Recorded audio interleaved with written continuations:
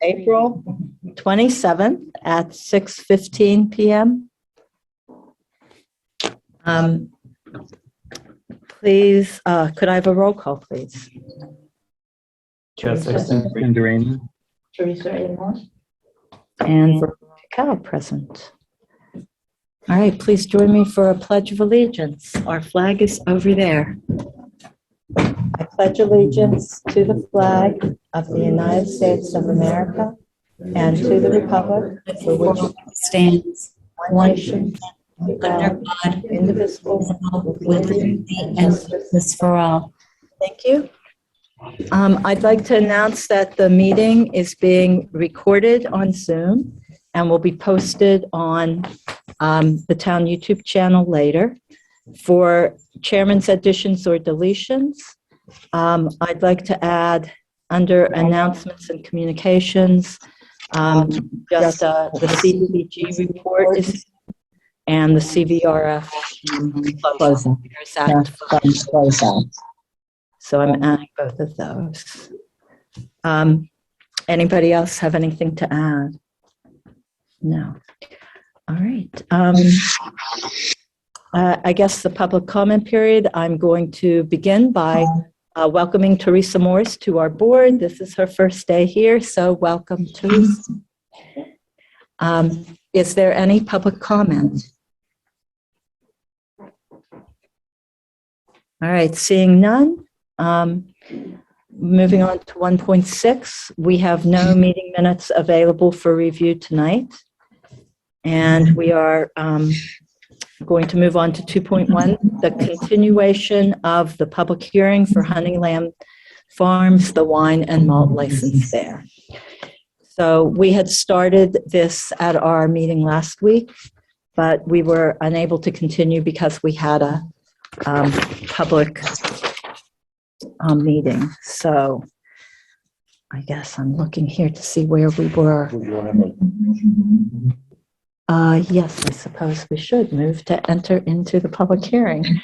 I move that we enter into the public hearing for Honeyland Farms wine and malt liquor license, a wine and malt license from 4/20. And is there a second? I'll second. All those in favor?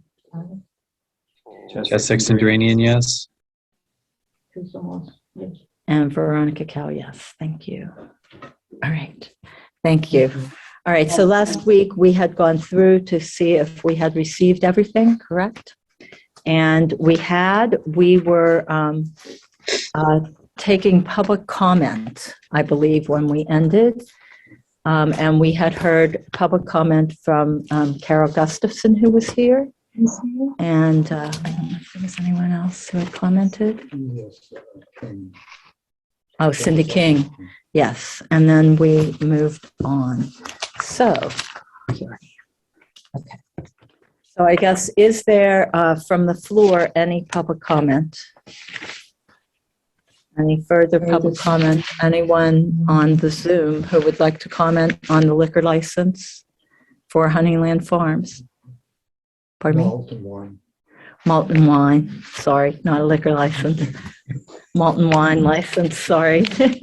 Thank you, Jean. All right. So, Veronica? Laurie, go ahead. I just wanted to ask if the request is in line with our bylaws and the distance from the churches and the fact that we have a number of family events on the common often. That was my question. Laurie, you're breaking up. Laurie, you're breaking up. We heard the bylaws and the churches. Could you Is there a distance? could you repeat what you said, please? Well, basically, I thought there had to be a distance between any, like, well, it's not liquor, but still it's alcoholic beverages,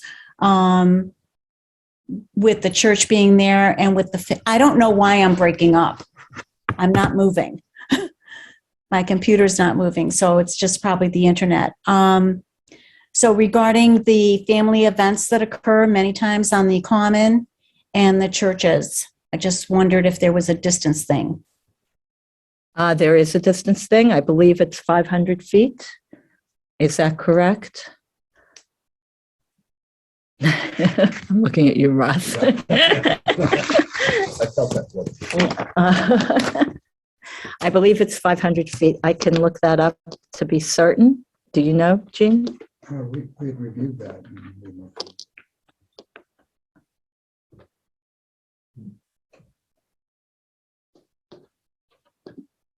There is a distance, but it's not a hard and fast, if that makes any sense. Doesn't make any-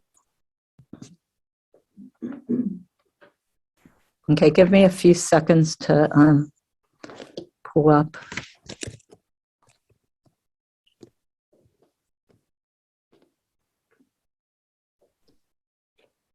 I don't have the paperwork in front of me. I was taking us to the notice to abutters.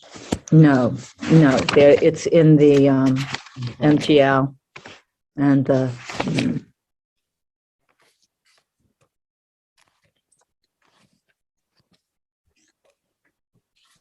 The rest of that folder from the application.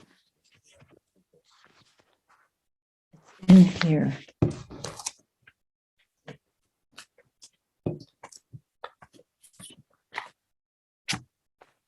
No, it was in the paperwork for the previous, and I read it.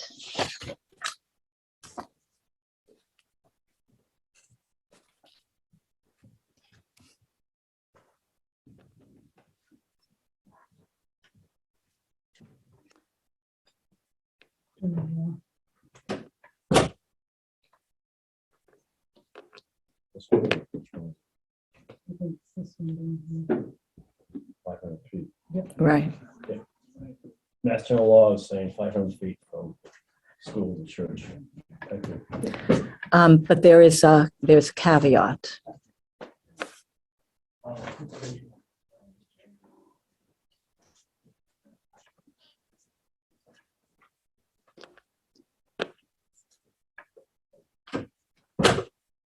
We abut the church, correct?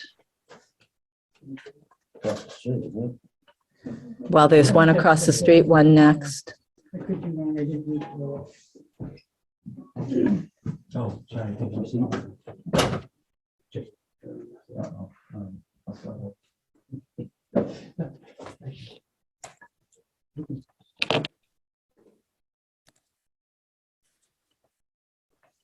Mass General Law says,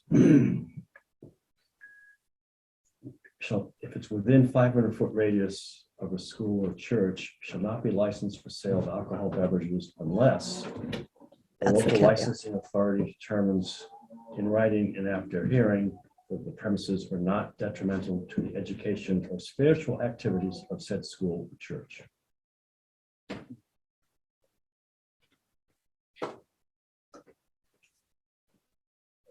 Where's the Zoom? So Laurie, going back to you, what was your comment? It's 500 feet unless, the caveat is, unless the local licensing authority determines that that it is not detrimental to the spiritual activities or the educational purposes of a school. So it is up to the Board of Selectmen. It is up to the Board of Selectmen. Were there any comments from the police department? There were no comments from the police department, no. There was a comment from an abutter last week who did object to it being in the location, largely because of the, there is a recovery center, and I believe the North Middlesex Care Center is operating in the building of the Congregational Church. And she did not feel it was in the best interest of those purposes. That was one abutter's comment last week. There's a school in the church. I would agree with that. Yes, yes, there is, in the church, yes, as well. So did you have anything further to say, Laurie? No, I agree with Carol's comments. Okay, how about people in the audience? Any further comments? I see that Cindy has her hand up, Cindy King. Hi, good evening. Yes, I didn't get to finish my comments last time, so I wanted to just speak out again. I won't start from the beginning, but I just want to say that I think that it's a very good, it's very appropriate for the convenience. It's a convenience store.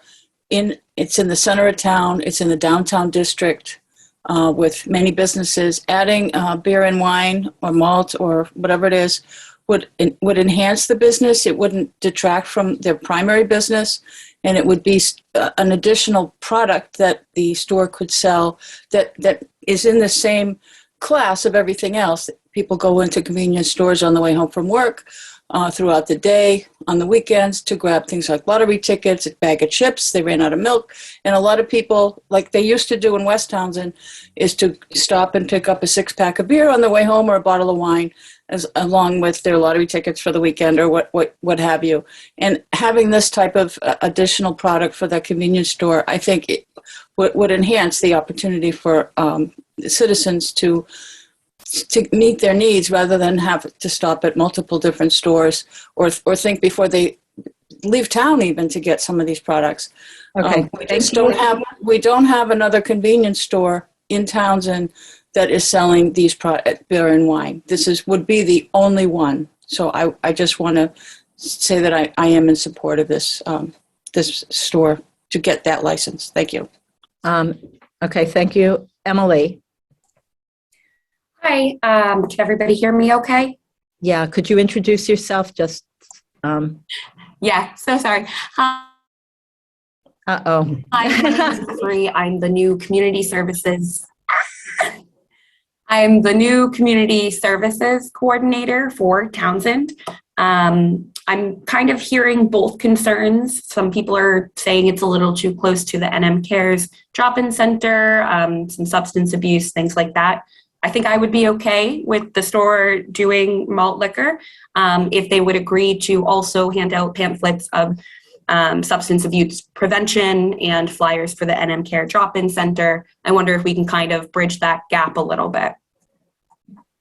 Okay, thank you. Any other comments? John Barrett. I would just like to say, I don't see a problem with it. I guess I'd only ask that the owner make sure they keep the place tidy, because there does seem to be sometimes lots of, people drop their packages or they unwrap their wrappers, and that's the only thing I see to be concerned about. All right, thank you. Any other comments from the public, either on the Zoom or here in meeting room 2? All right, at this point then, comments from the select board. Anything to add or subtract, that's the case. Are we comments or are we? Any comments? We're not deliberating yet.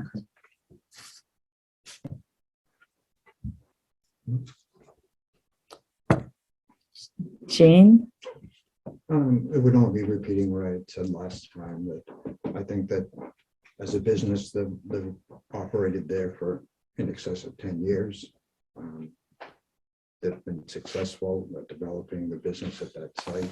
This would be 2 additional products which they would be able to offer to people who come into the store, and those who are looking for beer and wine, as the comments has come in.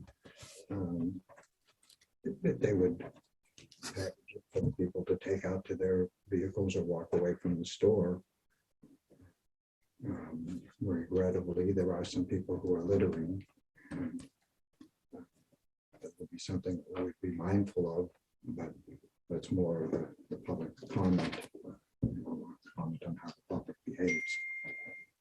So ask the board support this business and license it for these two additional types of products to help them.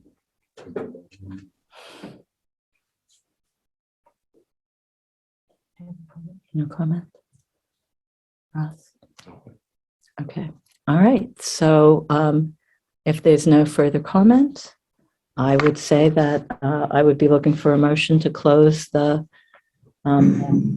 public hearing I move that we close the public hearing. at 6:29. Is there a second? I'll second that. All those in favor? Jeff Sexton, Rainey, and I. Teresa Moore, aye. And Veronica Kell. All right. So at this point, we have to make the decision as to whether we are going to grant this license or not. So, do you want to go, Chaz, or do you want Teresa to go first? Do we move to approve and then we discuss, right? You can do it in any order that you wish. Yeah. That's fine. All right, do you want to make a motion then? I'll move that we approve the wine and malt liquor, the wine and malt license for Honeyland Farms. And is there a second? I'll second All right, we are open for discussion. it. I'll stop if you don't mind. I want to just make it very clear that I understand the concerns that they have because of the way it's saying it's not being detrimental to the spiritual activity of the abutters. However, I don't feel that it would be. We have people in that church and in the treatment center have the option to go right across the street. So it's, I don't think one place in between is going to upset that. So that's my opinion, why I feel that we can move forward with this without it disturbing being detrimental, I guess is what the law says. So what I'm confused, are you for it? Before. I have a couple of concerns. Number one is the parking. The first one is that it has nothing to do with your business or anything like that. I don't want you to think that my comments are taking comments from other people that have approached me and that have called me and talked to me about the situation. Okay. Firstly, it's the parking issue that I have. People have voiced concern about. There is a lot of functions that happen over at the and people do travel across that way, and people were concerned that it might increase the traffic in that area. The way in which people go in that parking to park there has, they come from either way. There's no real flow. We've talked about that before in another meeting that we had. Number two is that it is very, very close to the church, and the church does have a school in it. And that's, to me, on Sunday, if you see the amount of people that come in and out of the church, I think that would be very concerning to not only the people who go to church, but they do have things in the afternoon as well. I also have had some comments in regards to the Historic District Commission. They've had some concerns about signage. That is a historic building. It is in a historic district.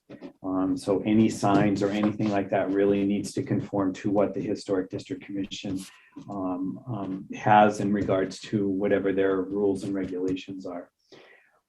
I also have a major concern that I am in the field of substance abuse, and I pushed very strongly to make sure that we had a peer recovery center here in town, and it is open, right next door to the facility. I know that it's not our responsibility as citizens to monitor what those individuals do, but I do believe that there is another facility to buy beer and wine that's in a relatively close area, and I believe that it's close enough so that if somebody needs to stop or wherever, I think that would be overkill having another place there. And the last thing I want to say is that we have a limited amount, and if we did have something in beer and wine, I would much rather have it more towards the other end of town. We have something in the beginning of the town. We do have the package store in the center of town, and then I believe that if we were going to do something like this, we would need to do it more on the West Townsend area. But those are my thoughts. All right, thank you, Chaz. I guess I have a concern about the proximity to the school and the church. And it really comes down to how comfortable this board is with that proximity. I also have a concern about the events on Thursday nights on the Common, when all the kids are out running around. And yeah, there is the package store farther down that they could go to, but most kids stay right around the Common. And I guess my concern is if you have beer and wine available right there, it's quite a temptation when your mom gives you, the however many bucks to go out and get your ice cream. We don't have the tree on the center of the Common anymore to sit under and drink, I suppose. But at the same time, I have a concern about that. Emily's solution, the one that she said, if you're going to do that, then also hand out the materials. I hadn't thought about that before, and that is something to think about. Last concern is the traffic on that corner, and the cut-throughs, the entry and exit to that convenience store. It is a problem that needs to be looked at and rectified. So that's where I stand on it.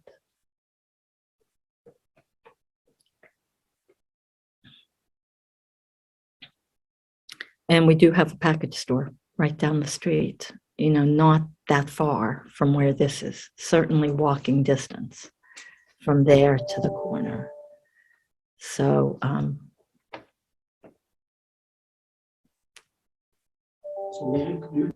sure. Even though it's, wait a minute, we're closed This is. to additional He's the comment. applicant, right? Yeah, he's the applicant. Here's the applicant. Oh, okay. Yeah, it is under my name. Okay. So I would respond to some of those comments. If you Okay. wish. Yeah, please do. And I can appreciate the deference to the recovery center and the churches. With all due respect, a number of the people probably in the church purchase alcoholic beverages. I would say that's probably true. So with regard to Thursday nights, there are 10 band concerts.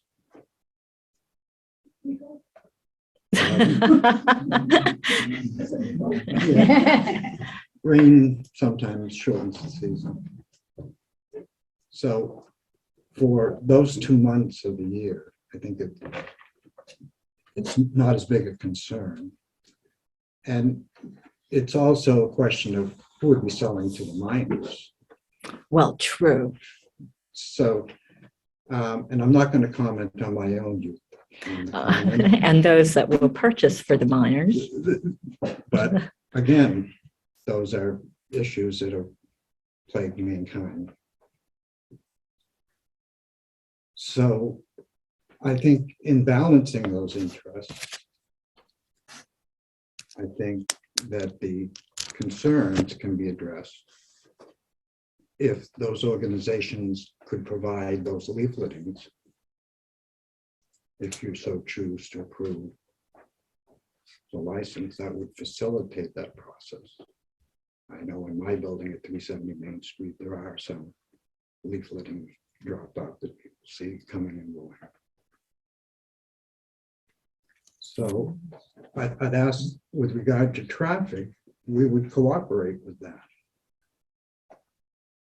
But again, the other traffic correct me if I'm wrong, but do not the churches get day licenses for allow them? They do. For their So- special functions. Yeah, they do. So there's an element of balancing those interests that to say that the store cannot transact business, but other in the district can do that. I It's have an a, interesting issue, but that's as far as I'll comment on that. Signage, no question. That's something that we addressed in our own informal meeting with you about that in January. But the traffic, very limited for anybody. And there are solutions that would involve at least some element of municipal cooperation with how traffic can enter and exit from that property. So there are things that I've thought about, but I don't know if the town has come to any conclusions. I have a question. As far as beer sales go, are there singles involved here? Like, can you go in and buy one can? Or are we talking 6 packs, 12 packs? Or are we doing singles? Just a can. Can you buy just a can? Presumably you could, how it's licensed has something to do with that, but one. We could write it so that you can't you can't sell single beers that'd be a or question. small size wine bottles. Yeah, whatever the bottles, however, that if there's conditions that could be discussed, town council might have some input on that, but as far as agreeing to some conditions, I have not approached that with my client.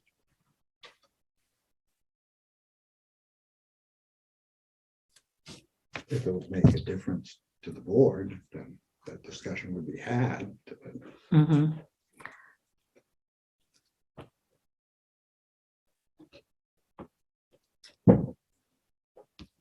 In essence, I'm assuming the town would want to create a one-way street going north off of 119. But that's the only starting of a solution. Right. Well, no, there are others. It's the entry, you have that wide opening where you can pull in pretty much anywhere. So Um, that goes hand in hand with making that a single entry spot yes, and then a single exit spot. And if the planter's there, where it is, I don't know how it came to be there, where it is. That creates the obstacle and the ability to evade and do things that would have to be removed to plan anything to correct that traffic flow. And that's historic. So. Right. And I don't know if the state has any issue with parking on that side of Route 119 going westbound.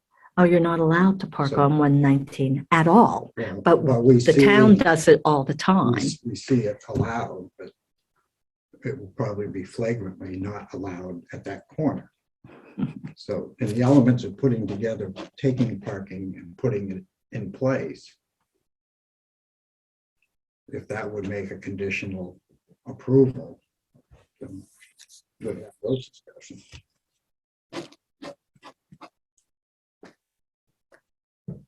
Process question.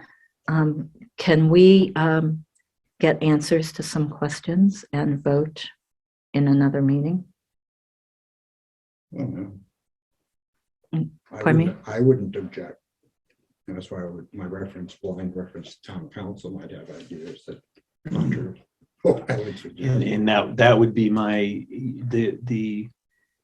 the question would be the parking, basically what conditions if there were, because I'm concerned about safety all around on that corner. That's really my major concerns. Mhm. But as one discusses holding functions in other places, and it creates that to deflect the argument whether you should approve this site Right. is really a troublesome way to present it. Yep. Nope, I agree. I 100% agree.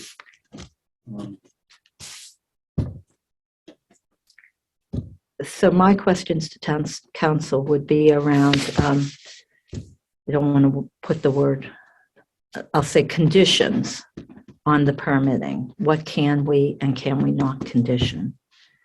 My suggestion is that you ask town council, can we condition this or can we condition that versus Yeah, What can conditions we? can we put Yeah. on there? I think you need to sort of direct him in where you think you'd be going Mhm. and then ask that question. okay. And as a devil's advocate, I would say he would probably then suggest what will the applicant agree to. So So what would the applicant agree to? I guess my if we conditions, know it was approved, that's one thing. I see what you did there. my conditions are around,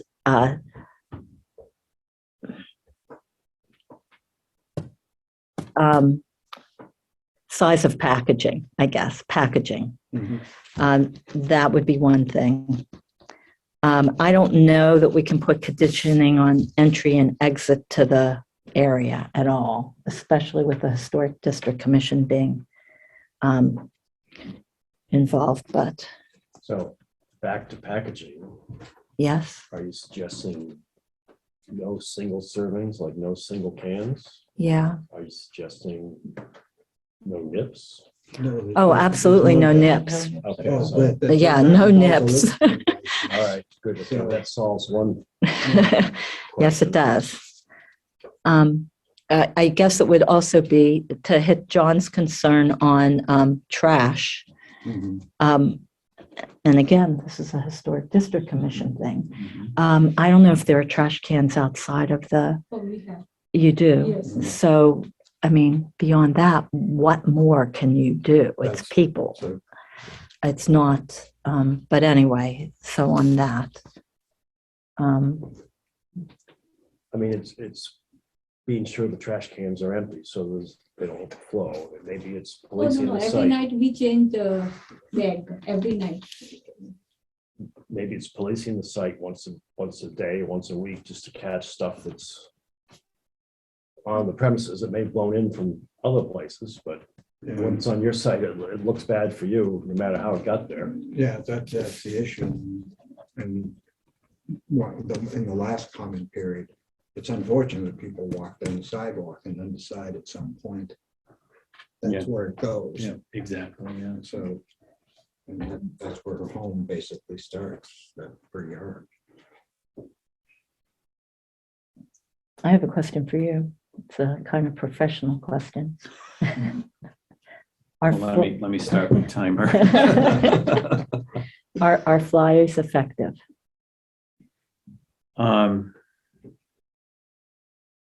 No, not really. It is a form of harm reduction, but it's not an effective form of harm reduction. The concern also is that the Peer Recovery Center is part grant funded, in part funded by donations. So for them to be able to keep up with the flyers and the amount of sales, I'm not really sure if that's a burden that they want to. If you thought the flyers was beneficial, you would just say they would be receptive to taking flyers that are handed in by the recovery center. The recovery center doesn't want to provide them, then And yeah, most definitely. I mean, if they were willing to provide them, that's, but I'm just saying that might be a burden on them. Along the same line, here, I have a question then. Does having the peer recovery center right beside the liquor store, has that been detrimental to your opinion? I know it's an opinion question.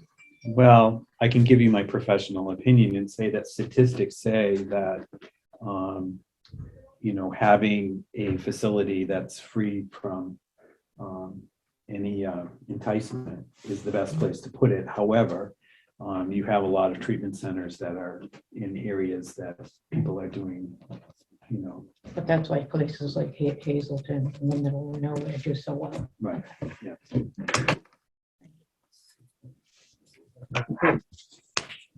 Or like this, where this is not being paid.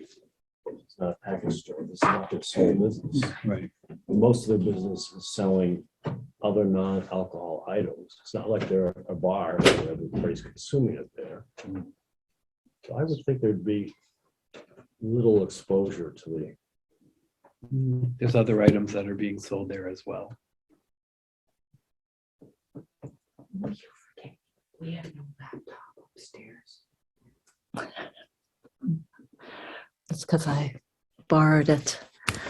No one has a laptop. I could drive down the road and pick up one.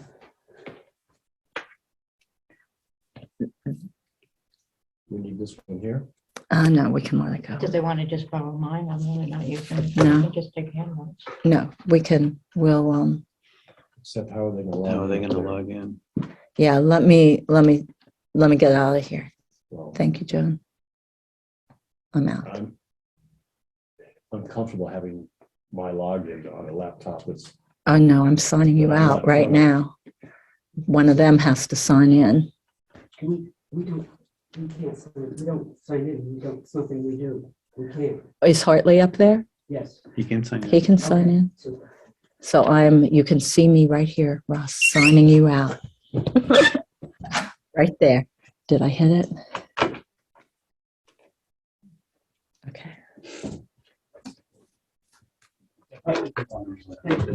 Here's the, in case you need it, here's the power.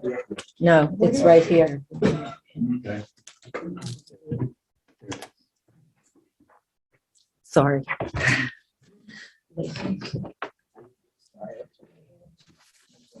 All right, where were we?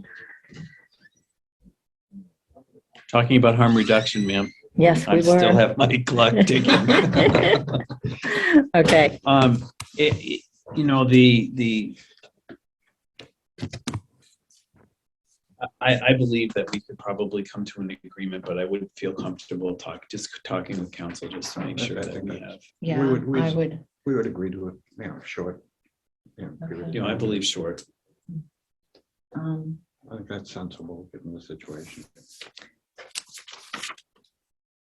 So can we, I don't have Russ here to, can we continue the hearing to, our next meeting is the 3rd of May, prior to town meeting. I'd like to continue to May 11th, if That'd be that's fine. okay. Yeah. So we could do that. So Okay. I'll move that we continue the public hearing for Honeyland Farms Wine and Malt license. Are you in the deliberations? Yeah, Oh, we are. we did close the hearing. We did close the hearing, so, Oh, yeah. we'll Yeah, have to thank you. reopen it. Thank you. so we do not have to continue. Right, You can continue deliberations. continue deliberations. So move to continue deliberations. To bring it back. So Yeah. I'll amend my motion to continue deliberations as opposed to continue the hearing. To May 11th at 6:05 PM, So moved. and that's a Wednesday. Second. Thank you. Are there specific issues that you want information on? Do you have those? Yeah, Okay.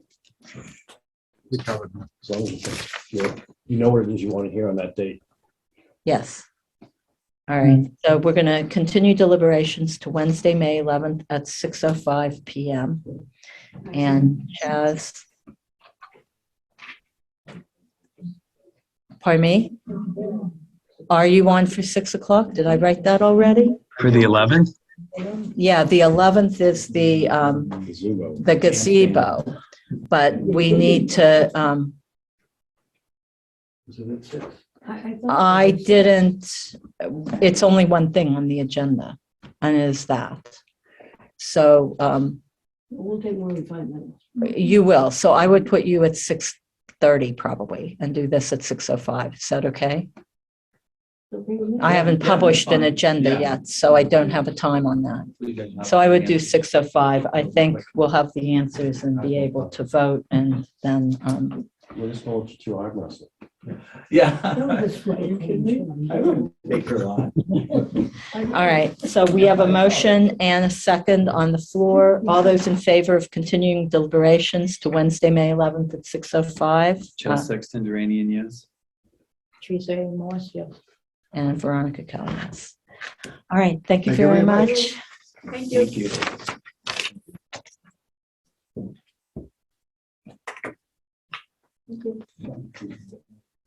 Did everybody sign in, by the way? Everybody that's here, sign in. Do we have to sign in the people that are, I guess I was here for that, but I didn't come for that. But that's okay.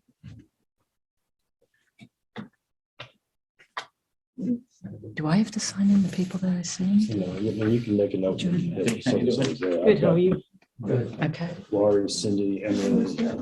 they were the ones that spoke. uh-oh. That's the house? No. Thank you.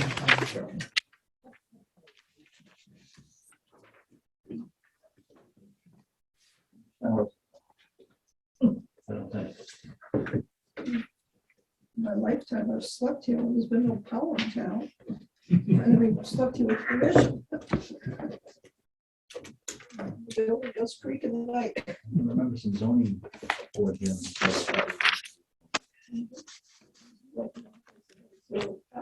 Yeah. All right, our next item of business is to appoint. Chairman, Yes, would it be at all possible to get a microphone down to Terry and to Ross and to the audience? Because you cannot hear them speak at all. The only people that are coming across at any volume at all are you and Chaz, and he kind of goes up and down on volume. I'll move the no on the microphone. There's not an option for that. And I will pass around the laptop when people are speaking at the Thank you. table. Thank you. Thank you. I mean, we could do that. What I've been doing is unmuting myself when I talk and unmute myself if you want to do that. I'll just sign in and unmute myself when I talk. I try to close the window. I think in which case then you have to use this one. All right, so moving on to 3.1, appointments of officials and personnel. Is there a motion to appoint Colby Fisk as a per diem firefighter medic contingent upon a Cory check and a pre-employment physical with a 1-year probationary period? So moved. Is there a second? Second. Any discussion? All right, all those in favor? Chad Sexton Duranian, yes. Teresa A. Morse, yes. And Veronica Kell, yes. All right. Is there anything we need to sign here? I don't think so. I don't think so. All right. Next is to appoint James Gates as the Open Space and Recreation Plan Committee member at large for a term through June 30th, 2023. Is there a motion? I move to appoint James Gates as the Open Space and Recreation Plan Committee member at large for a term from today through June 30th, 2023. Is there a second? I'll second. Any further discussion?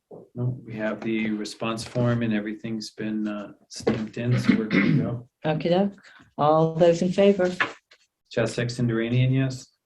Teresa A. Morse, yes. And Veronica Kell, yes. Thank you very much. Moving on to 4.1, we have a request from John Barrett, which I assume, John, is why you're here. Yep. Well, there's an initial reason anyway.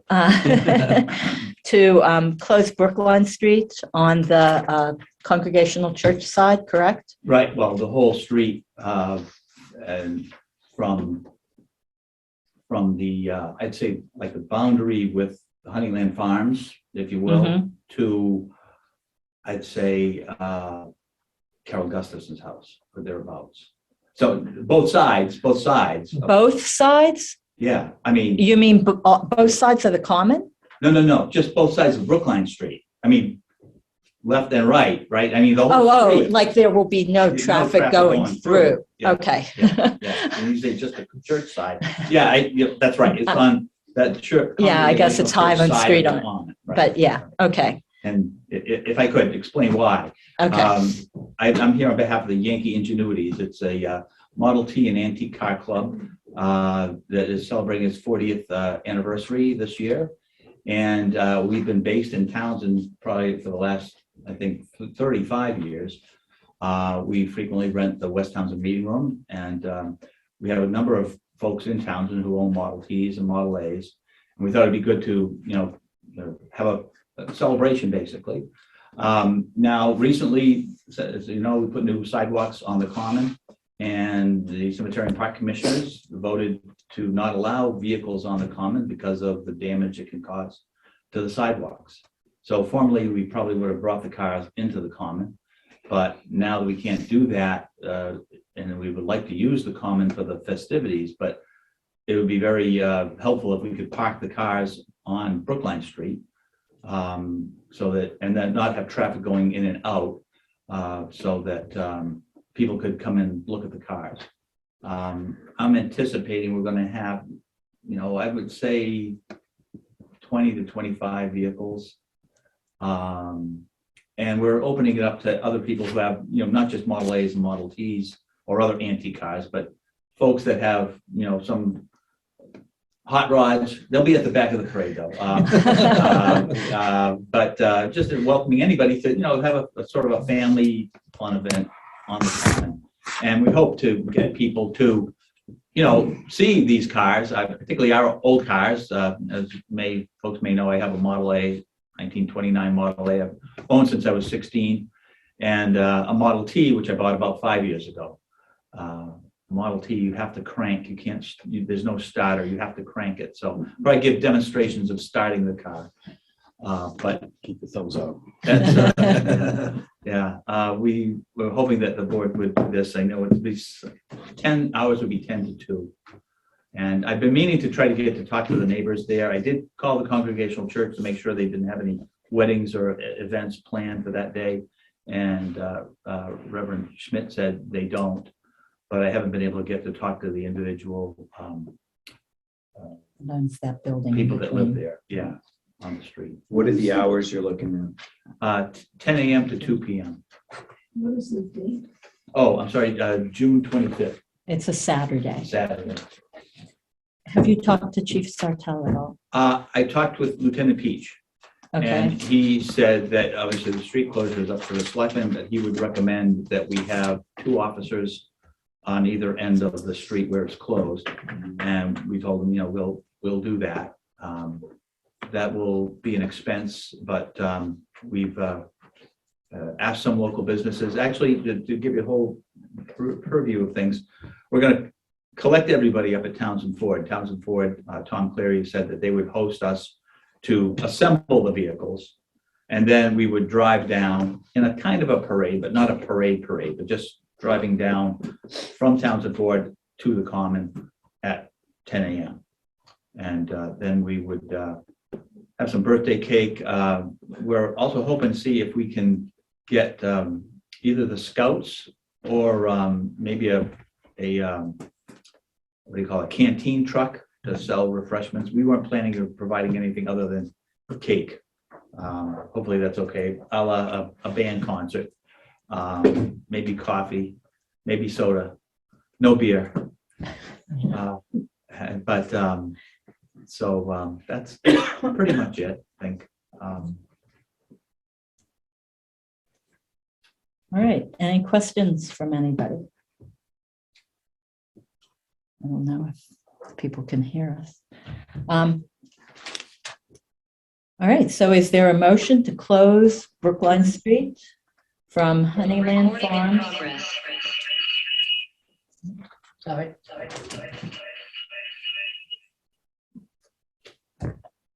From Brookline Street up to, I guess it'd be 9. okay, what's happening? I have it on. Nothing there. Nothing there. Nothing there, okay. Feedback for me. I don't think so, no. You got a pacemaker? No, we haven't. All right, a motion to close Brookline Street from Honeyland Farms up to Number 9. number 9, Brookline Street. On Saturday, June 25th, from approximately, what, 9:30? Do you want to say 10 o'clock? 10 o'clock, because I think we would need, the shift that we would have for the officers would be a 4-hour shift. Okay, so 10 So a.m. 10 to to 2 2. p.m. Yeah. Okay. Okay, from Honeyland Farms to 9 Brookline Street, from 10 a.m. to 2 p.m. on Saturday, June 25th for the antique car rally. Is there a Just made the motion? motion. So I so did. moved. Okay. Is there a second? Veronica Cal. All right, all those in favor? Just Sexton Duranian, yes. Teresa A. Moss, yes. And Veronica Cal, yes. All right. All right, thank you. Do we folks. And- need any sort of, do we need to let the police know? Yeah. How's Yeah. that gonna work? Yeah. Yeah, Okay. I think probably some communication from you folks, and then I'll be in touch with Lieutenant Peach to arrange the detail. Okay. Okay, so Um, you'll let Katie know to The only- notify. The only other thing while I have the floor, if I could pitch it to everybody in town to come out to enjoy some antique vehicles and hear about transportation back in the day when you actually did have to crank your automobile. I don't think we'll have any electric cars there, unfortunately, but I don't know if anybody has a Baker or Detroit electric, but at least invite all of you folks to come and everybody here. Thank you. All Thank you, right, John. Thank sounds you. good. Thanks, John. Thank you. All right, moving on. Section 4.2, a discussion of the fiscal year 23 budget and annual town meeting planning. So John, I don't know if you want to hang around for annual town I meeting will, planning. for a bit if I can. I'm sort of scheduled to be taking care of my mom tonight, so I gotta get back there, but I Okay, can stick around for a few for a bit minutes. anyway, Maybe get we, a gist of what's happening. I don't even know what happened yesterday, other than, or Override was voted down. it was, okay. okay. Get all of us a little bit. All right, so I guess I will just say that the override vote failed at the polls. We could still bring it back for a vote on town meeting floor, and if it's positive, we could vote for, have another paper vote. That's one option, not my first choice, but just something that came up between about 3 o'clock and 6 o'clock today, just a thought. Just trying to figure out what to do here. Plan B is to go with stabilization, and we have a question on the ballot for that. But I don't expect that to pass at town meeting if the override didn't pass at the ballot. And, that's another Plan B. Plan C is to cut everywhere that we can and to get down as far as we can with the budget. What we did was what we thought was right for the town, which resulted in the override request. We funded everybody equitably with a 3% increase for the year. And that didn't matter whether you were union or non-union. People with personal services contract, of course, got whatever was in there. So the cuts that we need to make in order to make this work are significant and mostly go around salaries, moving things around where we can. Our expenses are already pretty much at bare bones. There are a few places where we were able to cut and redirecting funds. I guess when you have a school budget, there's an echo somewhere. So could you mute, please? If you just mute it, I think, No, I am are you recording? No, they have, she's on Zoom. Oh, you're on Zoom on your phone. See if you can mute it. It is muted. Oh, And I'll is it just shut it still off. The sound, just your sound. just the sound? If you can do that. Otherwise, it's an echo. In any event, where was I? So they can pick you up the mic. Oh, good, okay. So I guess without the override, we'll be moving things around and we'll go over where all those places are. Some things can be perhaps, I don't have confirmation yet, moved off to ARPA with revenue loss category of ARPA. But that again is temporary. And so to fund our budget, when we have 62%, 62 cents of every tax dollar goes to the school. 38 cents runs public safety, fire, police, the Council on Aging, which means the senior center, the library, the highway department, the town hall programs. And we really didn't want to cut anything or be unequal in what we did with all the employees. That was not our intent. But without the override, it is where we're going.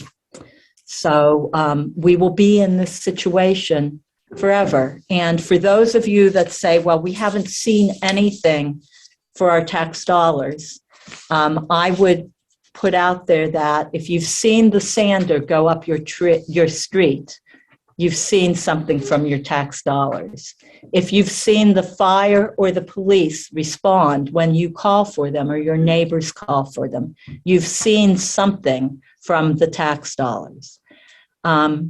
So to think that your tax dollars have not been at work is definitely kind of a wild proposition, especially when all the people in this town hall and all the other buildings and departments have been working really, really hard, sometimes a lot harder because of the pandemic. So that's all I'll say. And with that, Ross, would you like to go over the budget? I'd be glad to. I handed out to the board. I'm sorry, I only have one copy for the audience. And I've marked the budget line items that we changed today. I don't know if anybody smelled smoke when they came in this afternoon, but we've been slashing and burning this budget. We've made significant cuts. The deficit that was $362,000 essentially this morning is down to $75,000 this evening. So that's a lot of cuts. As a town administrator, this is not a budget that I'm proud of or feel helps the town move forward, but it's a budget that gets us closer to living within the tax revenue that we can account for. Mm-hmm. So the first change is line item 6, Board of Selectmen wages, temporary help. That was reduced $18,900. Board of Selectmen travel and mileage in state. We backed out the increase. We're hoping that they can use the new town hall vehicle that we inherited from the water department. Board of Assessors mileage in state, we cut that about $250 because we're hoping they can use that same town hall vehicle I was just mentioning. We cut back hours for the treasurer collector's office. They were asking for some additional hours. We backed those out. So we saved money on that account. That's line 72. Line 81, tax collectors travel mileage in state. We cut that back. Again, hoping either they won't be traveling or they'll use the town hall car instead of personal vehicle. Town council reduced that $5,000. We're hoping that with a new town administrator that has that is a lawyer and his administrative assistant that will be starting the same time, that it's a paralegal, that maybe some of these costs can be avoided. Town clerk's salary is back up to where It was initially proposed, but with a 1% increase instead of 3%. And you'll hear this same theme about 1% or 0%. So for people who are not in the union and not on employment contracts, we've either gone to a 0% or a 1% increase. Initially, this is going to be 3% all the way across the board. I have a question. I'm an elected official. I understand what you're saying about the 3%, 1%, but we were told 3% in the budget. Yes. So let's clarify that. So town meeting floor, this will have to be changed line item by line item. Because if you do, correct me if I'm wrong, John, if you do the bottom budget, general government is changed by $20,000, just throwing out a number. Wouldn't that have to be, how does that get figured if it's not voted on line item by line item? So Do you see what I'm saying, John? well, first preface this answer to that question with saying we're going to have handouts Yep, with a new budget sheet and new general function totals. okay, And ask the motion will be to approve the budget as submitted in the handouts versus submitted in the warrant. Right, because the motion in the warrant is just to approve the budget. But that budget isn't really acted on until we get to the town meeting, so it could be changed. You know, then when it's, I mean, when you submit whatever the selectmen and finance committee, you know, approve to the town meeting, then the town meeting might change it, might make motions to change it. But I think that's the budget we're acting on, not the budget that was projected, you know, most recently. There'll be a new budget handout that night. Right. How you want to proceed through that is Well, your call. yeah, I think traditionally what we do is each category, like general government, public safety, education, we go through that and see if anybody has any changes yep, in what's being presented. Admittedly, what's being presented or what will be presented next week is going to be different from what the town had submitted last week when the hope was the override would pass. Okay, so we will be voting on that new budget, so to speak. But at the town meeting floor, motions could be made to amend that budget as it's submitted on May 3rd.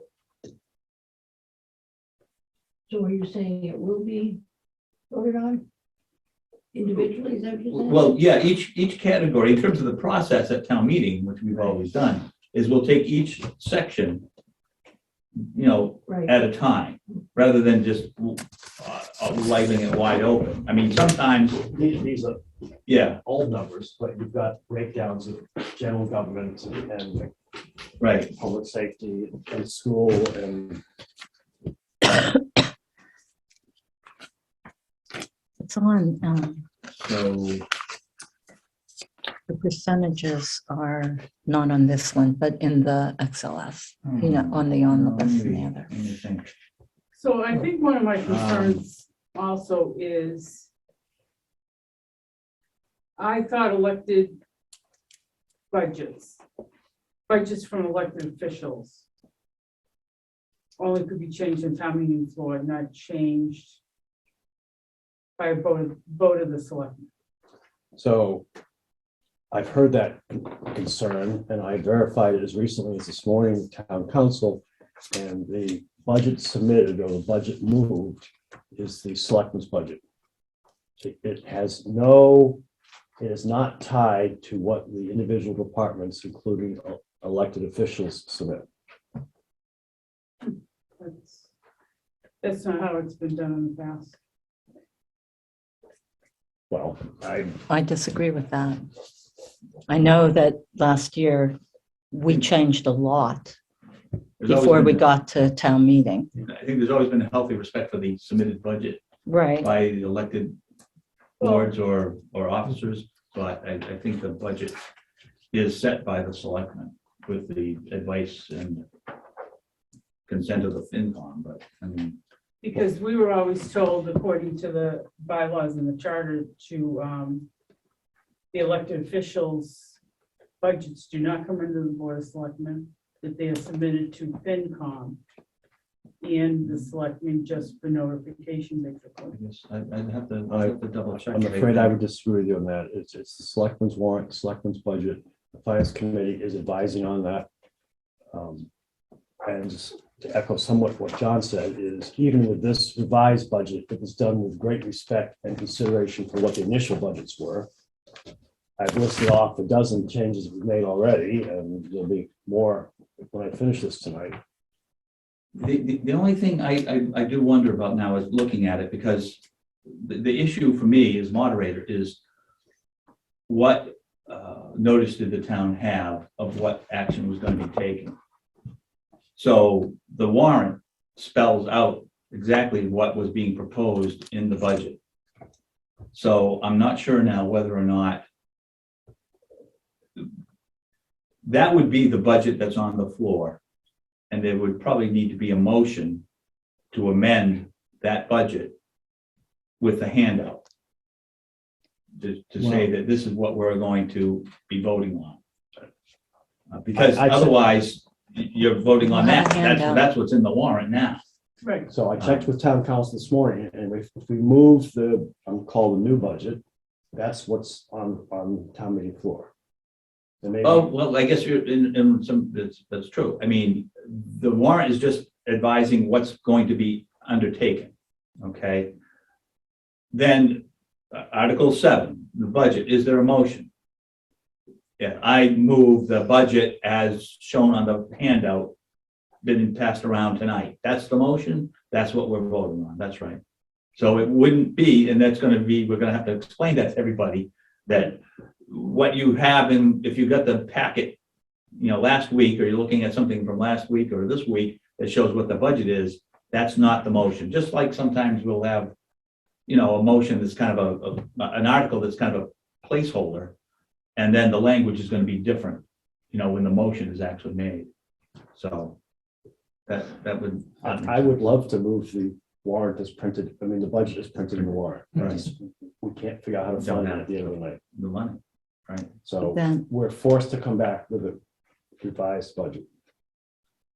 And I'm gonna have to leave pretty soon, but I just wanted this, I know at the pre-town meeting last week, there was some comment about the school budget and complaint about the school budget. And I don't know if there was any further efforts about the school department, the school of Middlesex or Neshoba doing anything to trim their sails? And or is it possible that the town could disapprove the school budget as someone suggested? so it is, go ahead. I believe the school committee is meeting like on the 11th. So that's after our town meeting. Yeah. I don't know if they have enough new information to revise their budget at that time or sooner.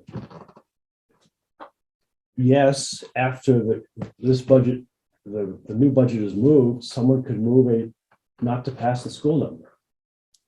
And essentially, town meeting can only vote up or down the school budget. Yeah, we can't trim it, yeah. But you can vote a lower number. It's not binding. And if the school committee were to come back, they've got 30 days after denial to come back with a new budget. Yeah.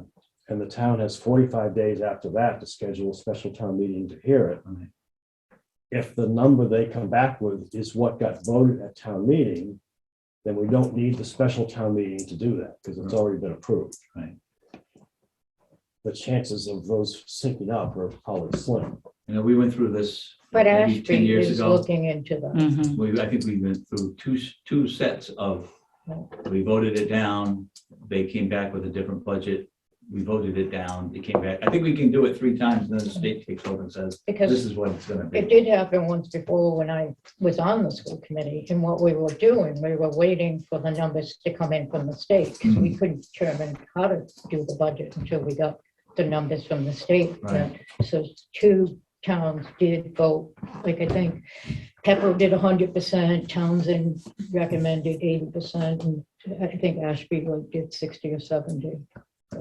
There was that recommendation to try. Speculative about what could possibly happen. What could happen when their figures came out. It sounds like Ashby is gonna vote down the school budget. But their meeting isn't until Saturday the 7th. So we're the first ones up. First I one's think up. Capitals is Later. the 9. I believe Following week. their budget is in balance. Largely because they had a significant Prop 2.5 override about 4 years ago. So they've got some room. So what I'm understanding is Keppel will probably pass the budget and Ashby will probably deny the budget. Deny it outright, or they're gonna recommend a figure? I don't know. I mean, it's the same thing. As long as if a town votes it down, it's down. If they vote an alternative figure, then maybe they avoid having to have a special town meeting. Like, if that figure holds, if they agree to come up with that. So If you, meaning the municipality doesn't, my understanding is that Ashby is not going to approve the full amount. Right, but a That's percentage of it. Correct.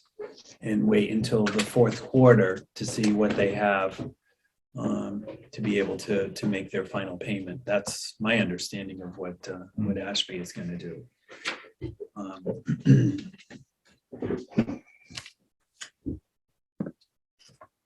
okay, so continuing with changes. We talked about town clerk salary, town clerk travel. We cut that $250. Hoping they'll use the town vehicle instead of personal vehicles. Same with travel mileage. I think they'd asked for 75. We cut that back to 25. Understand we still have 3 elections. Can I say something about that one? Though? That's the constable posting the meetings. The meetings and the election. So it's not a town employee. Noted, thank you. Conservation Commission wages, we cut that one. They were looking for some additional hours. We pulled some of those hours out. Land use, wages for the administrator. We've cut out the additional hours for that. Facilities maintenance custodian, we've cut back some additional hours. The same with additional hours for administrative assistant. Had budgeted 5, we're now budgeting 2 hours of help for that. And we cut back some from the temporary help category. Those are all 1%. Anything non-union is 1%. Going from 3% down to 1%. Right. Facilities, professional services, we've cut 23,590. That's basically canceling a third-party contractor to cut grass. We're hoping that between facilities and cemetery and parks, they can pick up the grass cutting and we can put some money in cemetery and parks accordingly. We were Cemetery Parks Friday. Mhm. About that. Police salary for wages, basically the officers. I've not heard back from the police department, but we had budgeted them at 3%. We're suggesting 2.75. And I'm cutting what I'm guessing to be one of the 3 officers we plan to hire this year as replacements for open slots. And that also has a corresponding reduction in health insurance. We're cutting line 259, police repair and maintenance in their building. Go back to 247, support staff. That's at 1% instead of 3%. Sorry. That's okay. Repair and maintenance, line 259, we're cutting back. Police professional services, we're cutting that back. It's line 262, line 267. Vehicle supplies, we're cutting that back. We're cutting back line 271, police, other charges for training. That may be an issue because I know that they plan on some of that training for the body cameras. Fire EMS wages coordinated for captain. We cut that back. Actually, it's 282, the operating staff lieutenant. We Oh, put I that got to the wrong zero, and we will, I'm waiting to hear back from Jennifer to make sure that that can be through revenue loss on ARPA. That will be for 1 year. The town will be in the same situation next year because we don't have unlimited ARPA funds to fund these. Our revenue loss category was just under 300,000. And we've already spent 95 of that to pay for the Vinton Pond cable build out that was never paid. So. Lines 305 and 306 are fire department maintenance for building and equipment. We're cutting that back some. Line 315 and 16, we're cutting back fire department office supplies and building supplies. 318 and 319, cutting back custodial and more vehicle supplies. Building department 363. We reduced, for the building inspector, we reduced the stipend for the alternate building inspector, and we've done that, reduced the 3% increase that was planned for the gas inspector and plumbing inspector. That's lines 382, 395. We've cut back some of the travel for the plumbing inspector to level funding that from last year. We cut back the 3% increase that was planned for sealer of weights and measures, so that's level funded. We've cut back some of their supplies in that category as well. Electrical inspector, I told you we've cut back his stipend increase, so that's level funded. That's lines 415 and 416. We cut back some of their travels for level funding from last year. That's line 421. Animal inspector 428. We cut back the 3% increase. Animal control officer line 448. Level funded with last year, taking out the 3% increase. Same with the tree warden. That's line 458. Cut out that 3% increase. Line 471, burial agent, cut out the increase plan for this year, and the same with the parking clerk, line 478. I have not adjusted the school numbers, lines 486 to 489, because I don't have control over those. But I will add that I would hope that we will get an additional cut from the schools, especially after they know what their Chapter 70 and transportation funding will be from the state. I've talked to a few individual members of the school committee and asked that if they get more money from the state, that they pass that on as a reduced assessment to the towns versus spending it. But I don't think we'll know that until certainly after town meeting. Line 499, highway wages support staff. They asked for some more hours. They asked for 19 hours, and we cut them back to 15. What's the total there? It went from 9,333 to 14,420. And that's a union position. All union positions get 3%. Non-union positions that are on the wage and comp plan get the 1% increase because we are raising the wage and comp plan 1%. Line 453, street lights. We're proposing to turn off half the lights and save about $4,600 on that. Which line is that, Ross? 543. Oh, okay.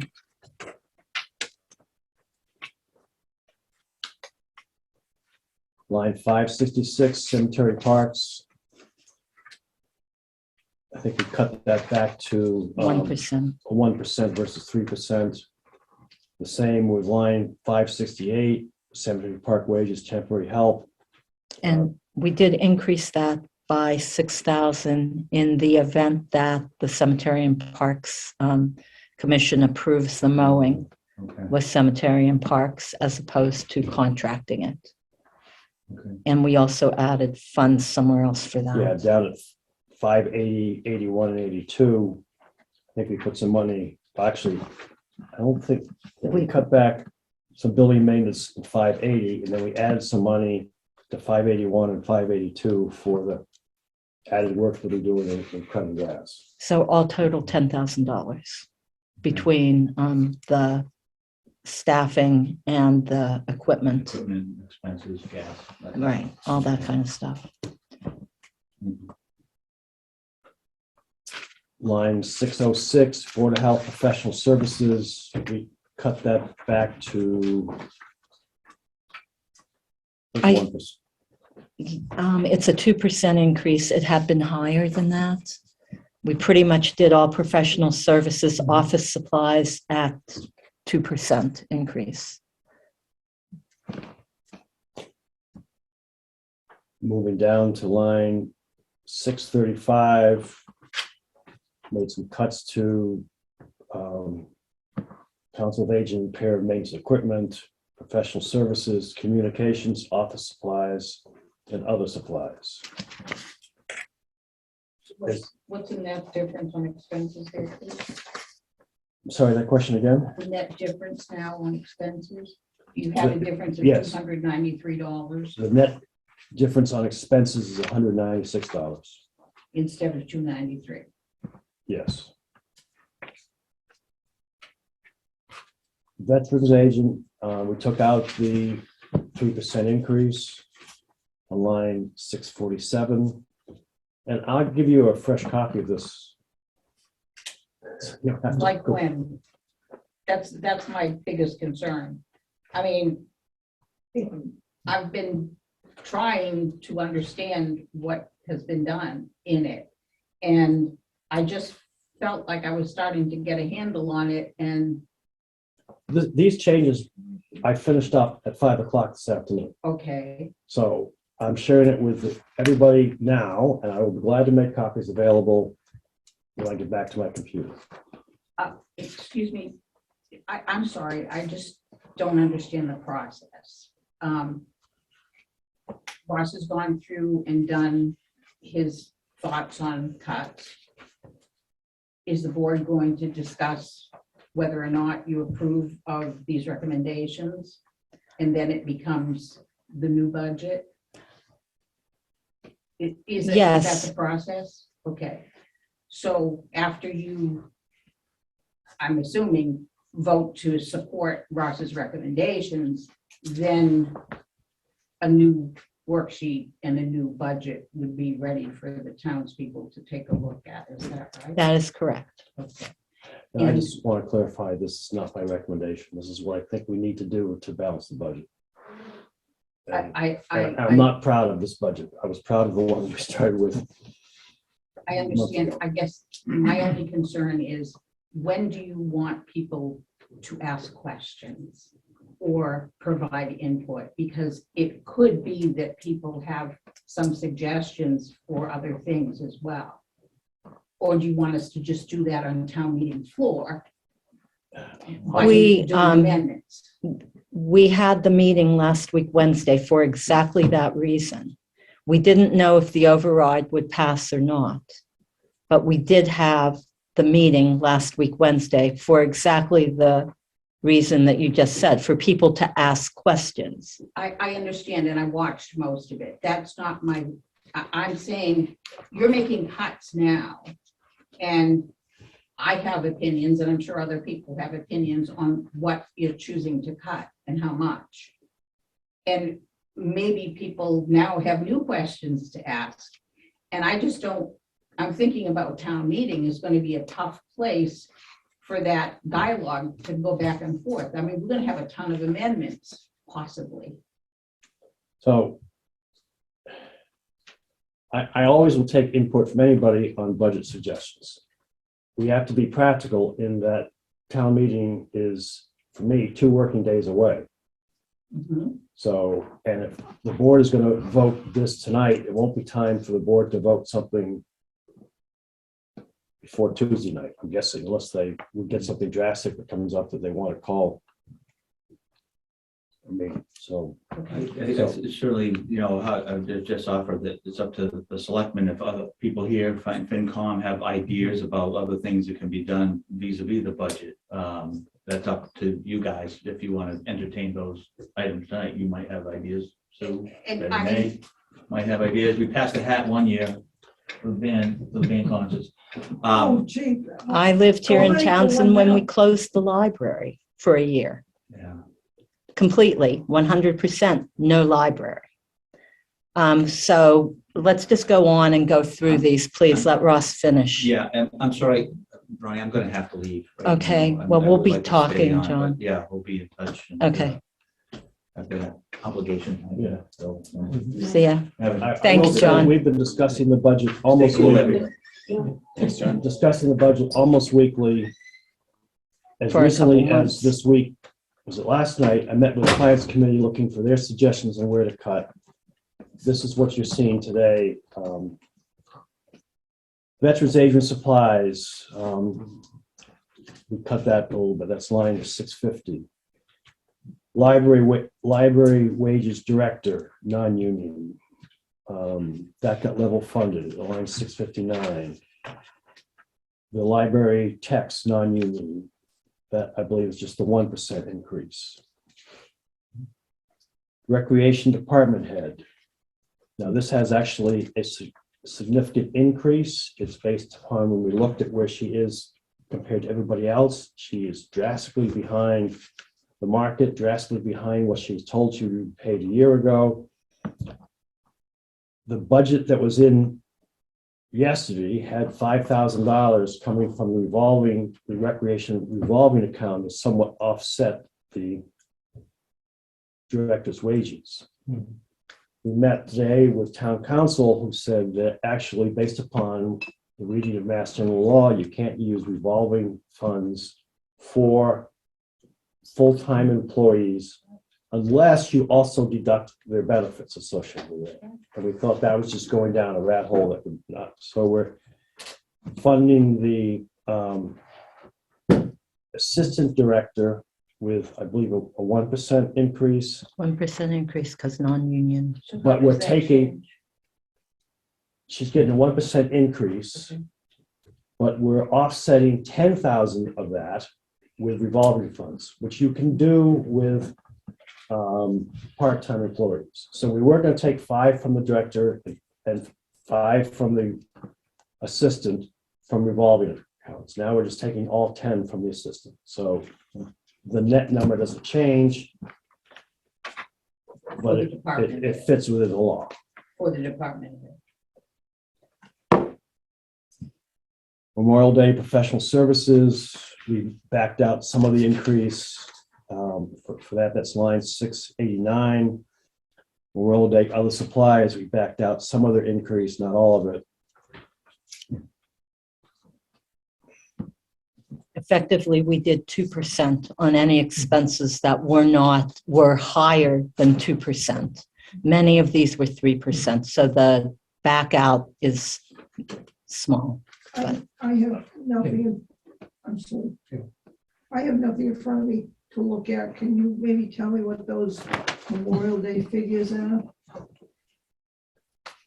Memorial Day professional services is 1545.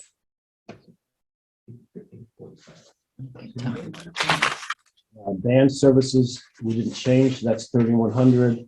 Memorial Day other supplies is 1,224. Band services is 12,900. Band concerts other supplies is level funded at 300. So what happened is on line 689, it had gone from 1,500 to 1,800. That percent increase was too high. That was like a 20% increase. So we switched it to 2%. And same on other supplies. That went from 1,200 to 1,300. We did 2%. So it's now 1,224. Everything else stayed pretty much as requested.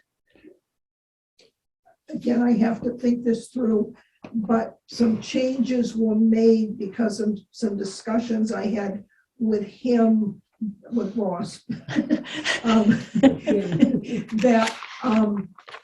I had always been told for the many, many years I've been doing this, that there was flexibility within my budget, as long as I was within the bottom line, whether it went for geraniums versus firing squad versus buses.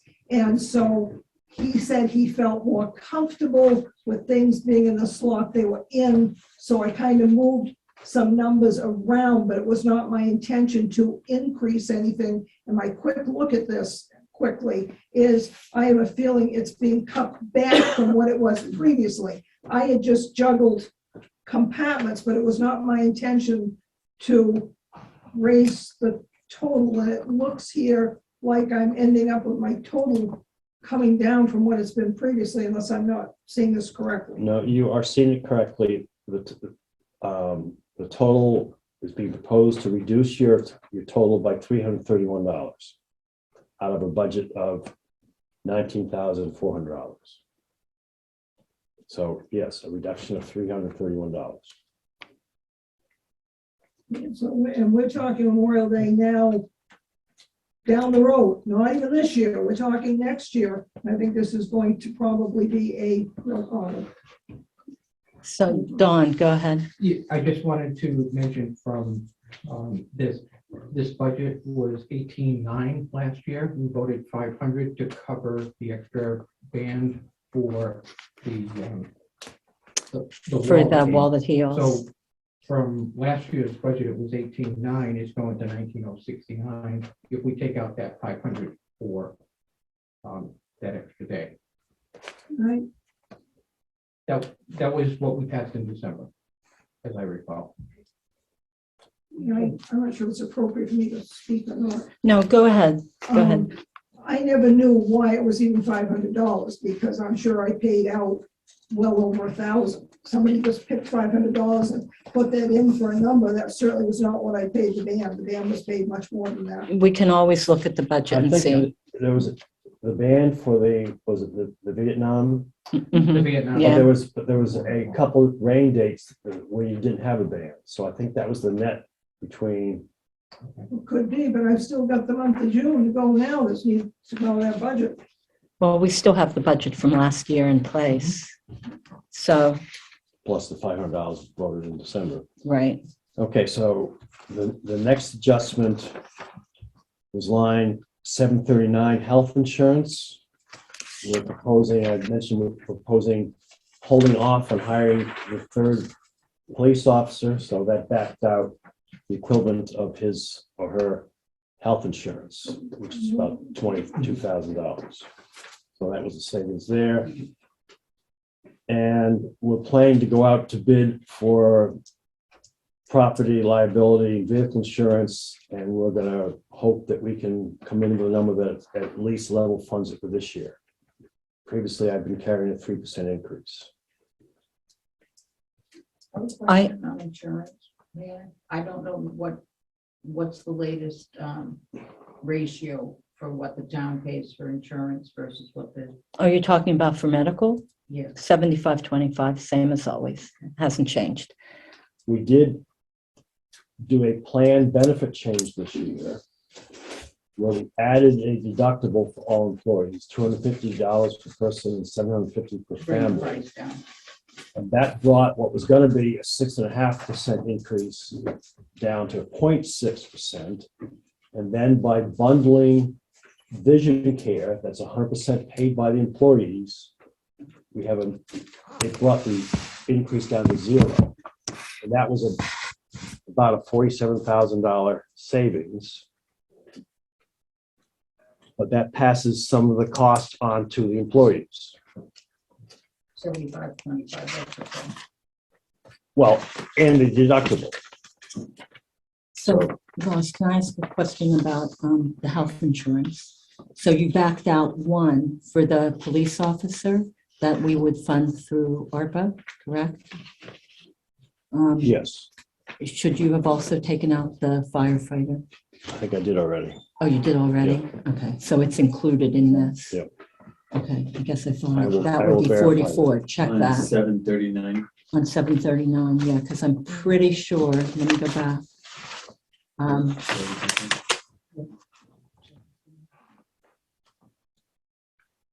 Yeah, maybe you already did. You might have done that the last round. Yeah, Yeah, I'll send you the updated sheet, but if you look at the Okay. worksheet attached to the same one, Right. I calculate some Right. salaries and insurance. okay.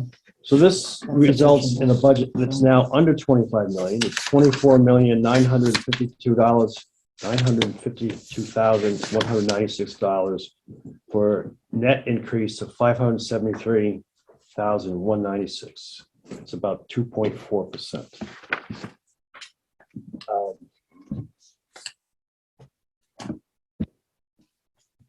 Couple comments I was going to make in my update, but since we're on this topic.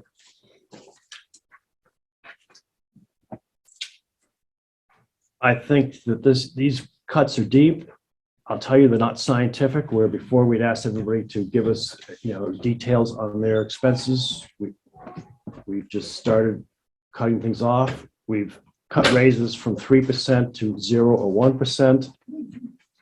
We've reduced supplies. We've cut planned increases in staff hours, and we've delayed hiring in some positions. The good news, I guess we can call it that, is we've avoided any layoffs or drastically reducing town services. I think it is back to being imperative that we get another cut from the school, because the municipal budget is now increasing, or the school budget is now increasing more than the town budget. Previously, it was the other way around. I strongly recommend that this deficit, which is now $75,000, be funded from either free cash or a transfer from stabilization versus having to make additional cuts. I'm confused. I thought you said you had a balanced budget now. No, I You said said we're, it was 2.4%. it's 2.4% increase from last year, but we're still $75,000 deficit. I started this morning, I was a $362,000 deficit. So we've got $75,000 to go. I'm recommending that's free cash or transfer from stabilization, or we make additional cuts. How much money do we have in free cash? At the moment, it's 910,000. If we take out the items that have been approved for capital spending, it will leave a current free cash balance of $194,128. So there is money to take that from free cash. There's $1.2 million in the stabilization account.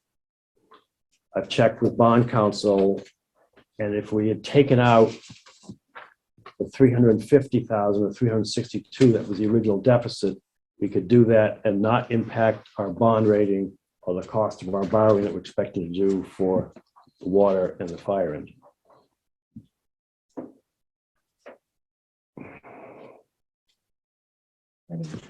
So using our free cash and our stabilization to fund the balance of this deficit is not preferred. You try not to use savings accounts for ongoing operational expenses. But this is not something that is unheard of. It's not something that Townsend hasn't done. Part of the reason for stabilization is to bring down the tax rate. So this is not creating some huge financial faux pas in doing this. It does leave the town vulnerable come next year. But I think the town will be in a better situation come next year. There are some significant expenses that we're covering this year in FY22 and are in the FY23 budget that will not be needed in the FY24 budget. So some of those go away. That's a savings or reduction, 158,000 as a minimum. The town will have a chance to implement a couple purchasing programs if the new administration so chooses. There's an opportunity to do a group purchase for office supplies from one vendor versus using 2 or more vendors that's happening now. in July of this year, we will know better what the actual cherry sheet number amount will be from the state. We'll know exactly what the Chapter 70 funds will be for the school and the transportation funding will be for the school. That's too late for this budget, but I think the state usually goes up or keeps those level funded. They don't usually decrease those numbers. What I'm saying is we'll have more revenue to plan on for FY24.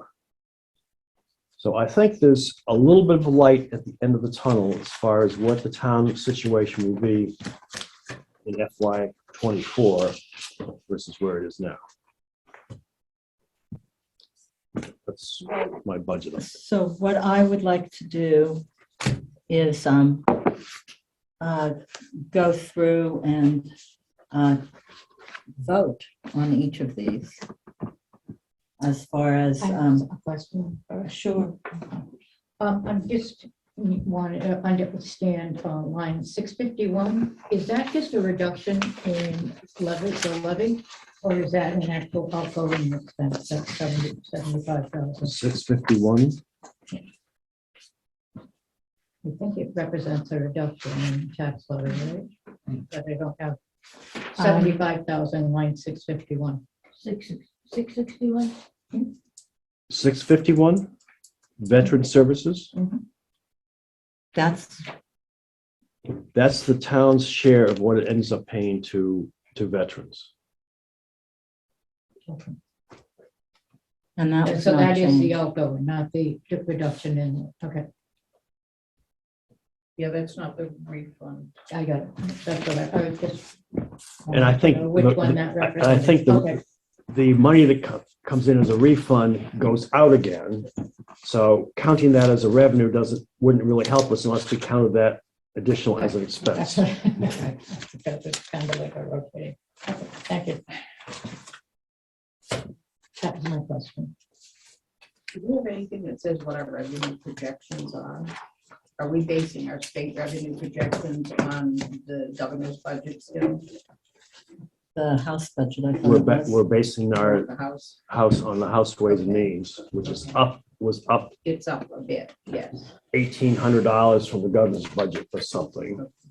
But the budget I'm using was based upon House Ways and Means for. the House Ways and Means that I got on April 14th. And our local income from excise, how's that trending? I mean, I haven't seen any of that because usually that was part of the, FinCom has seen it. So local receipts are on track with what they should be, this time of year. So I guess I can say they're tracking well. I was thinking more in terms of compared to what, compared to last year, have they increased, have they decreased? What's the trend? No, they are on track or increasing. A lot of us, when we were budgeting come the beginning of COVID, back in 2020, thought that everything was going to dive and drop, and Oh, the spending went down. local receipts did not plummet during that. We've not seen indication that they're plummeting now. I'm hearing from the building inspector that they are very busy. So there's a lot of people coming in with, So new growth should be expanding a little bit too. it's a little bit from the assessors. I put in $140,000 from them. Okay, I've excise tried to coach them to give us more, but and they would- excise, excise is part of local receipts. I took last year's number, I added 10,000 more for FY23. Then I added 30,000 because we're increasing demand fees through the treasurer collector's office. She feels that based upon the rate that the select board approved a little while ago, she might be able to pick up $70,000 more revenue, but you don't really know that until you get it. So I only put in 30,000. so with interest rates doing what they're doing, I'm not sure people are going to be buying new cars right now, so. We've not seen a This isn't tank, for that's all I can cars. tell you.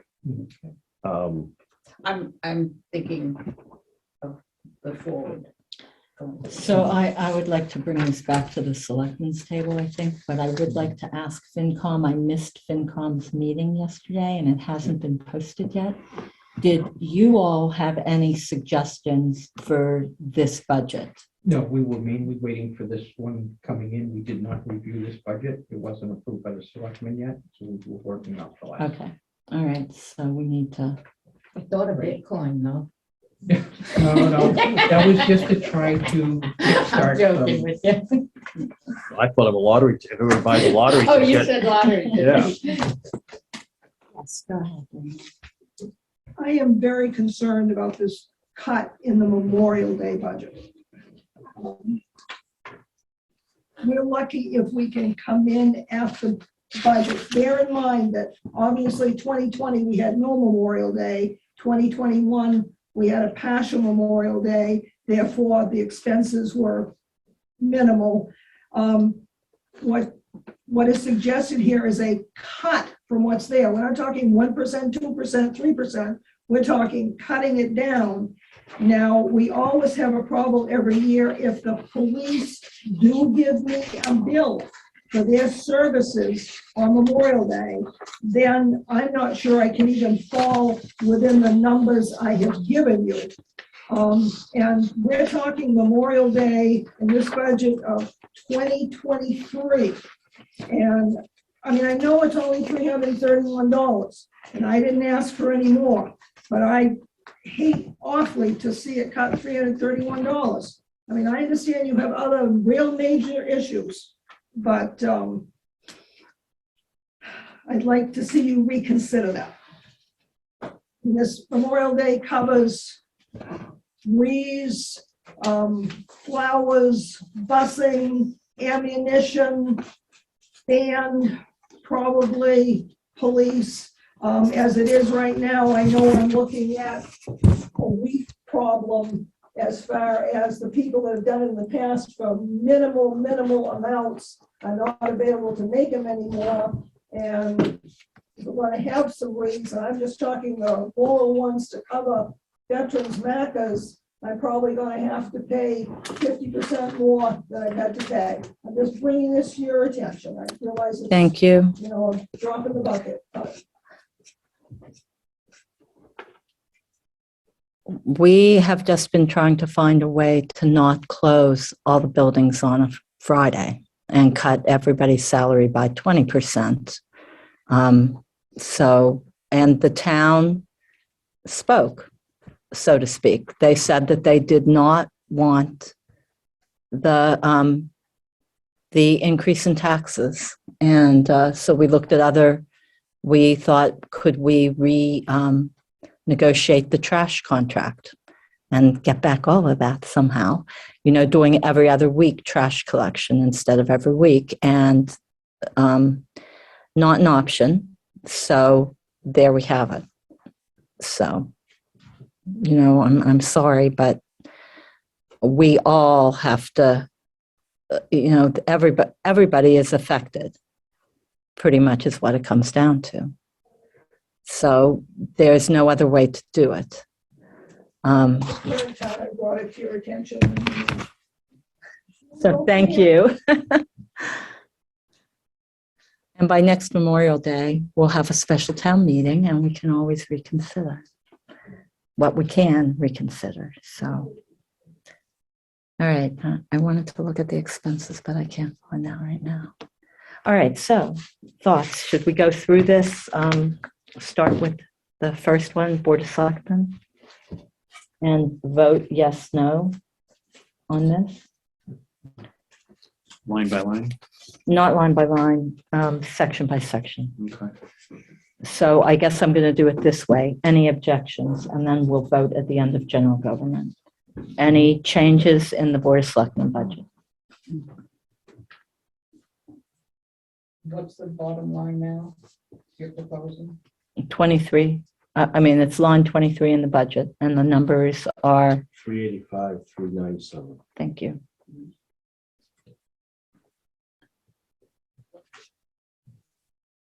So what are you looking for? I'm looking for an objection or an agreement.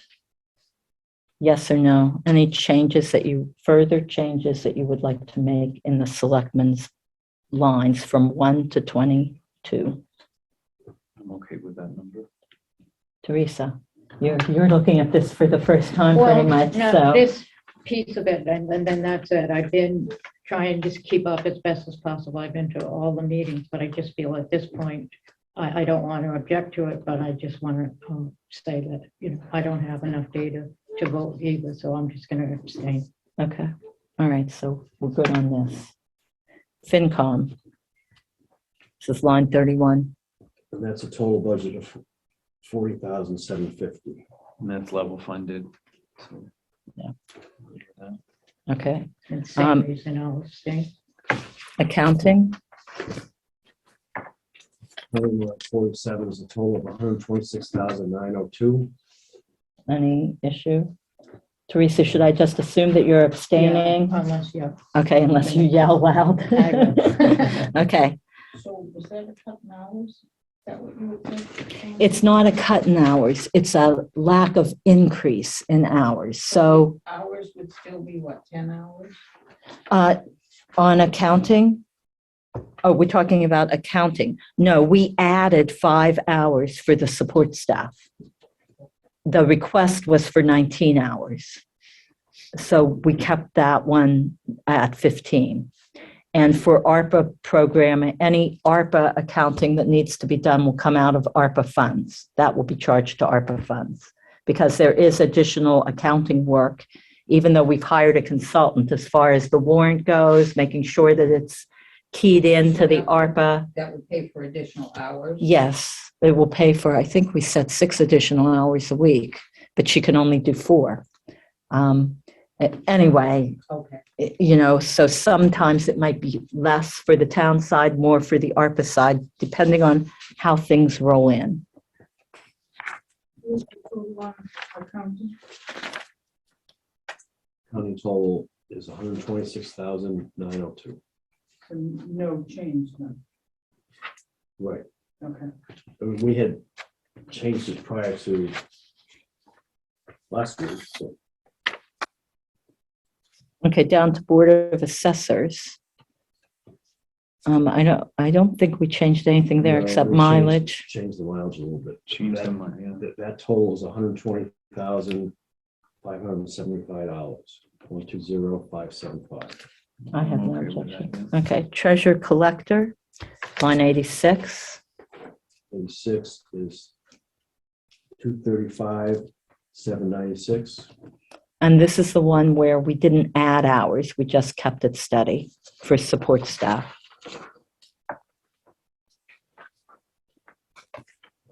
$93 legal, 75,000.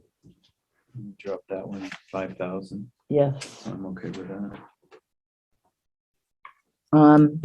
MIS, line 108, Line 1 is 105,200. any comment on that? Nope, we're good. All right, Town Clerk, Line 127 is 126,484. any problem with that? What got changed there? 1% increase on the town clerk's salary because it's non-union, and we dropped mileage in state by roughly half. Okay with that. Elections, this is line 140, so we're going to bump that back up to 75. Is that true? So we're going to make this 24,580.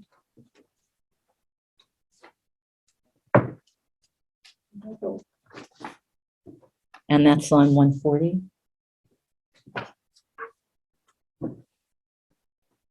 Two, 4, 580. Mhm.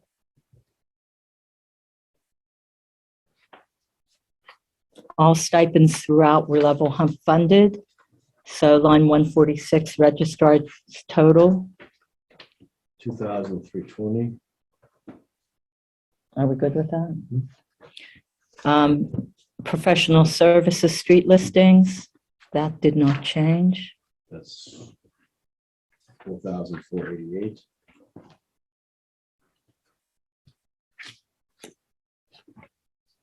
Conservation is line 167. 43,504. And that's just, we reduced, they had asked for more and we're reducing. They asked for 4 additional 4 hours additional hours and we're.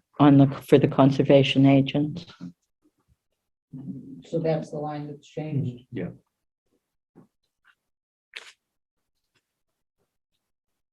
MRPC dues has not changed, correct? Correct. That's 32 to $3,227. Planning board is line 188. I don't think we made any, oh yeah, we didn't, it was hours. I And think. mileage. And mileage, okay, so. Line 188, Is 29,932. are we good? That's the same, right? I think that came down. It came down a little bit, $50 maybe. Yeah. Zoning Board of Appeals is line 195. It's 5626. Right. Land use line 211. 70,424. 70424. Are we good with that? Yeah. Facilities, No, it's that, I'm sorry. what? Does that take into account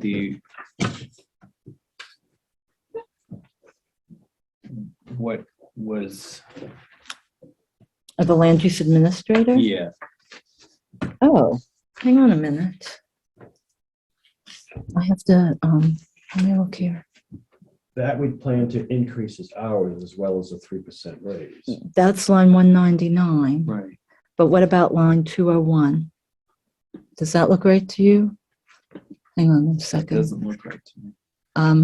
Let me go to, I thought that was actually to get some clerical time dedicated to the land use administration. yes, and I dropped the hours. There were 5 requested and I dropped it to 3. Hold on a minute. Let me find version. 1A, B, C. Oh no, we're small V1 numeral I, dash 1. 2. Yeah. Hold on a minute. Yeah, that number doesn't look right to me. Okay, check. Hang on one second.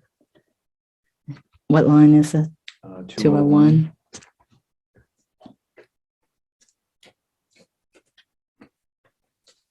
Yeah, it should be 3363 instead of 5605.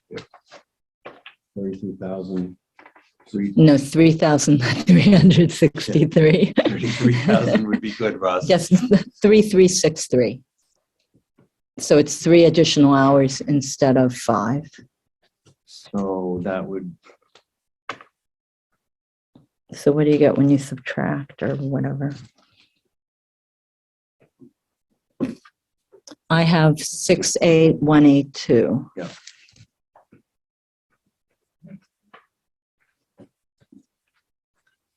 Good eye.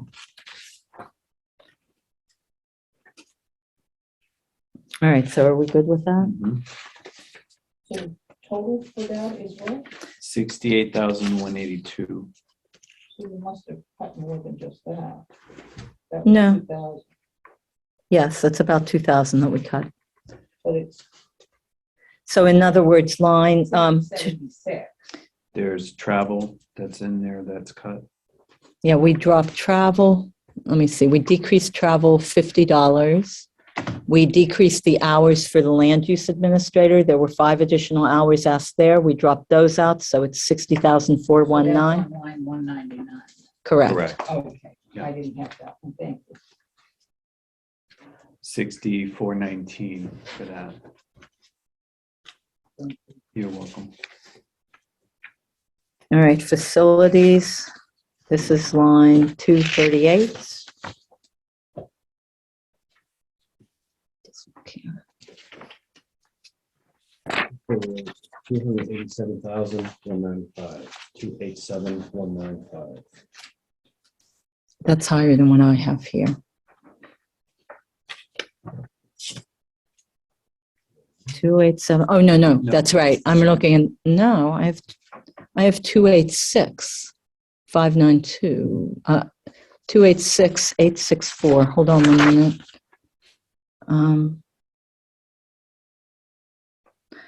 So we didn't get the, I have a different number for 216, Ross. I have 19,897.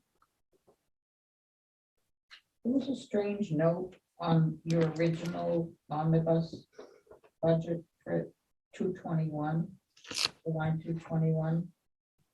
Yes, But when this came out, it said 6,000, but there was a note that said $1,500. yes. Because we were planning on him getting a facilities pickup truck. I figured in September, so he would have had 3 months of his car stipend. That's the So it's back 15. to 6,000. That's the 1,500. We eliminated the facilities truck, but I put back in the stipend. I think when I did the calculation of 1% of the 19,760, I thought I came up with a number. Did you get a different number for me? That's very possible. Which I do one? this late at night. Which one? Line 660, line 216. We have different numbers. They're off by only a little bit, but they are different numbers.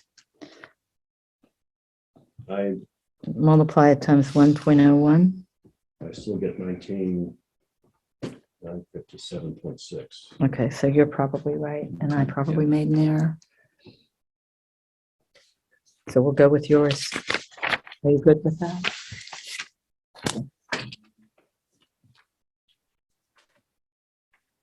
All right, so police.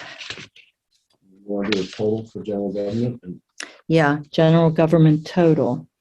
We have 1,687,325. That would be reduced from what we just. plus, Yeah. Oh, we plus 75, right? no, plus 50, Plus 50, okay. minus Oh, yeah, the, 3363. okay, so what's the total?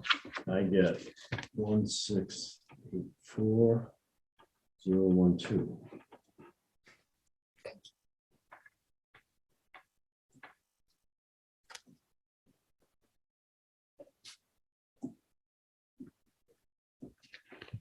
So that's an even greater decrease.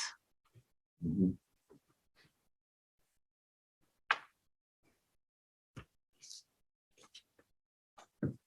Okay. So we want to vote to approve $1,684,000. 1684012. Is there a motion? I move that we approve for general government $1,684,012. And I will second it. All those in favor? Jess Extenduranian, yes. And Veronica Kell, yes. And Teresa, are you voting or abstaining? Okay, thank you. All right, police. So line 276. The number I've got, and I've got to qualify that, but that's 1,647,773.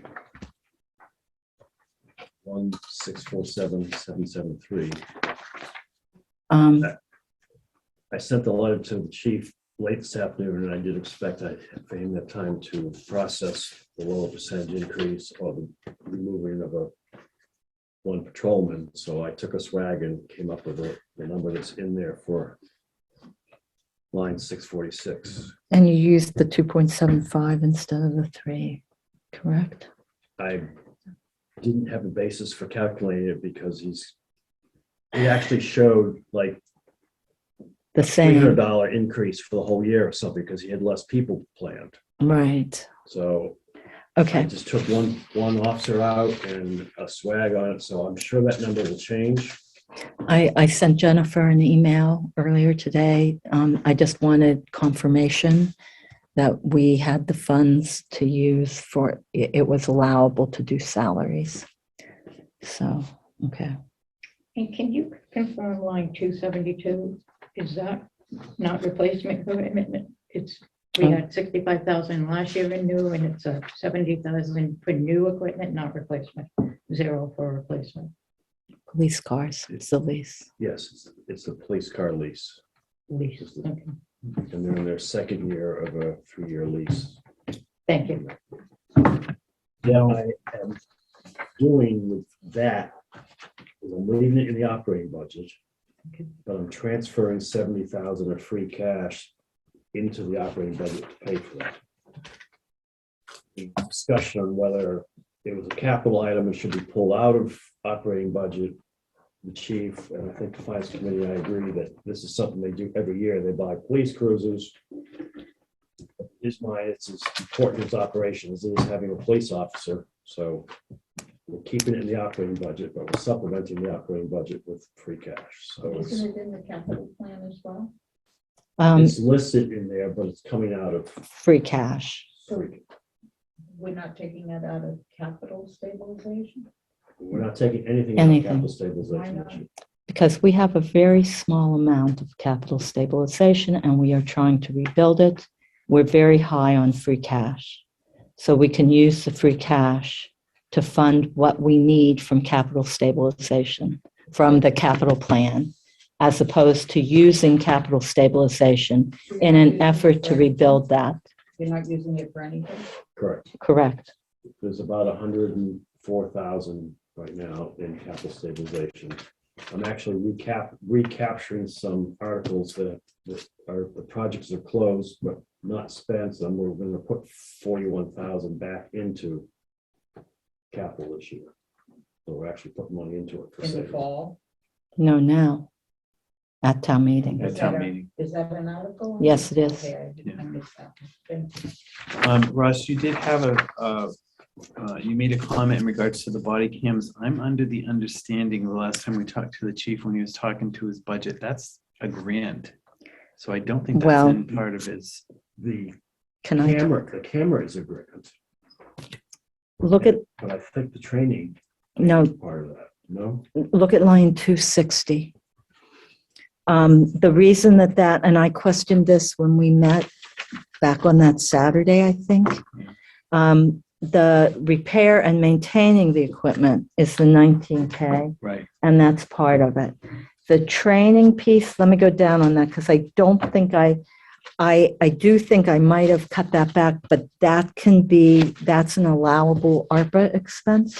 That's what I'm looking at. And that's why we moved that 300K into the public safety account in ARPA. Just in case of something like that. Exactly.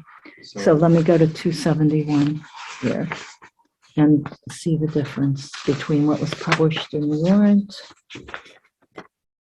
and what we have here. So it was 23 to 25K. So I did a 0.02 on training. That's what we did because we decided anyway.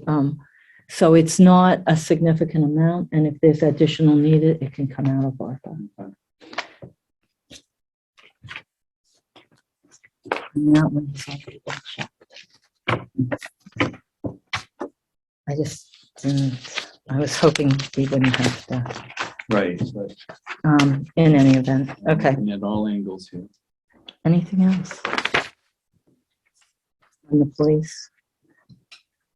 So we're sitting at 1,647,773. Correct. I'm okay with that. I am too. This is contingent on confirmation by the chief and confirmation from Jennifer, From ARPA's, yeah. from the ARPA consultant. Okay. Okay, fire. This is line 336 total. $1,358,000. $479. 1,358,479. You said you cut a body there? We didn't cut the body. We took the body out of the, we took the body out of the budget, and in the hopes that we can fund it with ARPA funds for this coming year. So, but I need confirmation on that. There's a revenue loss category, and when the calculation was done for Townsend, it came out to roughly 280,000, maybe a little less than that. I can't remember the exact number. We've already spent 95 of that, so we can commandeer the remainder of our revenue loss and pay for the So bodies. they're not gonna even think about how much free cash we got? The free cash is already basically, When you say they're What gonna do think you- about it, who do you mean they? Well, if I were the ARPA people, I might look at what. no, doesn't matter. it You doesn't don't, matter, no. That you didn't spend a lot of. No, money absolutely last not. year. Does not matter. Totally different, no look at that at all. So it's, here is the money and here is how it can be spent. And if you fit within those parameters, you fit. What you have on hand does not matter. You did not receive the money based on what you did or did not have. You received the money based on the rule. I don't tell them they missed it. So, Full, but We didn't when we cashed the check. So okay. Fire is $1,358,479. I am too. Okay. Communications, Communications is $282,000. and that hasn't changed, right, Ross? What it is.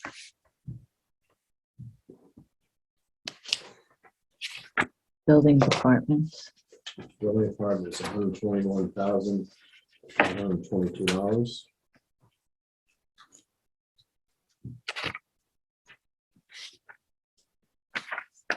any questions on that? Gas inspector, $6,226. plumbing inspector, $10,749. sealer of weights and measures, Is $4,844. electrical inspector, $17,750. animal inspector, $589.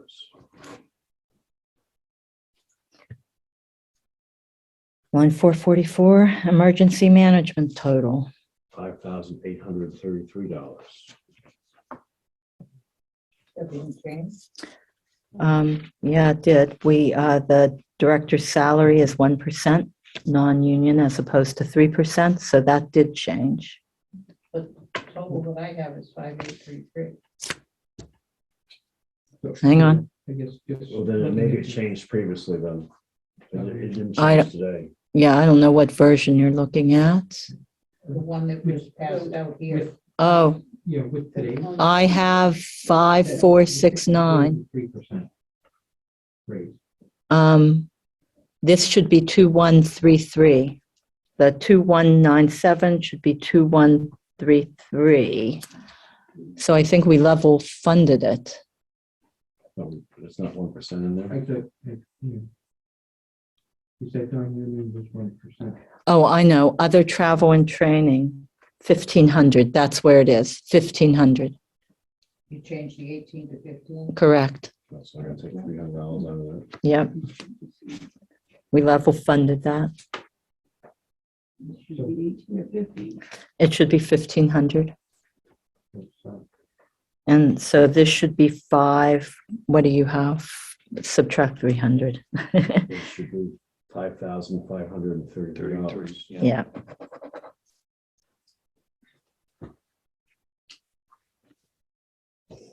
Are you good with that? Yep. All right. Yes, I should say. Okay. Let me change this. Hang on 1 second. I'm going to do a little bit of typing.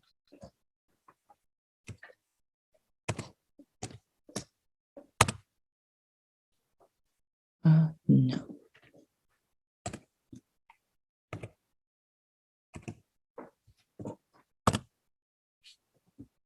Okay, I'm good. All right, animal control. 4,400. And this was level funded. It says non-union, but I didn't 1% it. Did you? No, level funded, because it's a stipend. That, anything that said stipend was level funded. So, are you good with that? Tree warden is line 467. That's $22,987. Yes. Okay. All right, burial agent 474. Again, stipend, so level funded, 474. line Line 474. I knew exactly what you were saying. $141. Let's hope a lot of people don't die. Parking clerk, $65. it's a consistency thing. Less to do with the dollars, but consistency. Public safety total is line 483. What do you have there, Ross? Because you have to make those changes, It huh? should be $14,653,166. Even with the, No, that's No. public safety. That's the school budget. oh, that's a school. Sorry. It should be 30. I'm a line ahead of that. Okay, so. We have to let's try that again. subtract. I think we're taking $300 out, so it's Mm.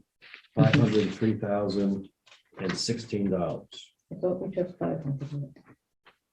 No, it went from 1,500 to 1,800. That might be why you're thinking of it.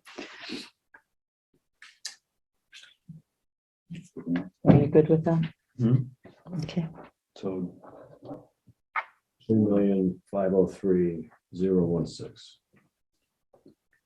Okay. So I move that we approve $3,503,016 for public safety. And I second that. All those in favor? Chad Sexton-Duranian, yes. Veronica Cal, yes. And I understand.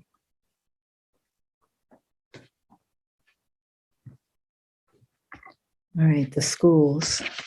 I do want to vote on that.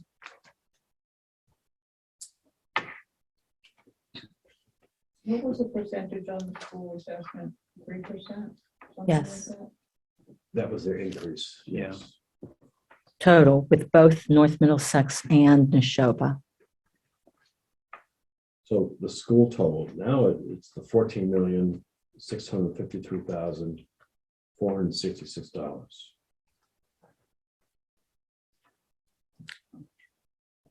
This, you might want to think about whether you want to approve this.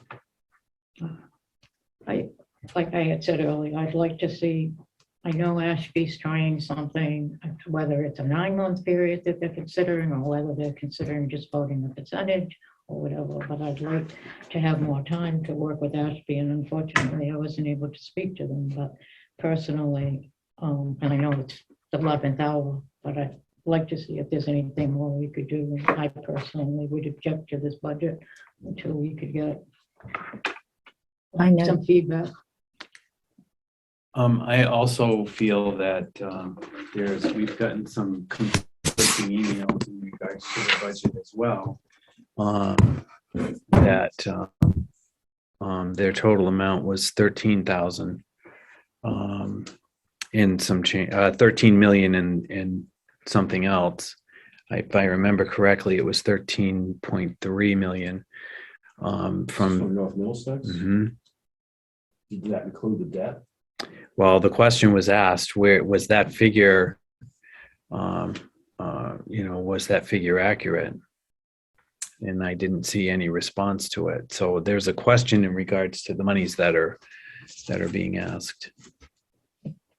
They were only asking 13, right? The other million comes from North Middlesex. Well, If I'm looking at it. First two are North Middlesex, second two are North. I'm sorry, Neshoba. Neshoba. That's mhm. I'm just saying that right. and then in general, I understand that we don't have anything to do with their budget. However, over the last 5 years, that's increased substantially. I also believe that the amount of, they had received some federal funding too over the last couple of years. And, their R&D is pretty high, so I'm not going to approve this budget either. They gave us back some. No, they voted last year to have a revolving account for any monies that typically they return back to the town. They now put in their R&D.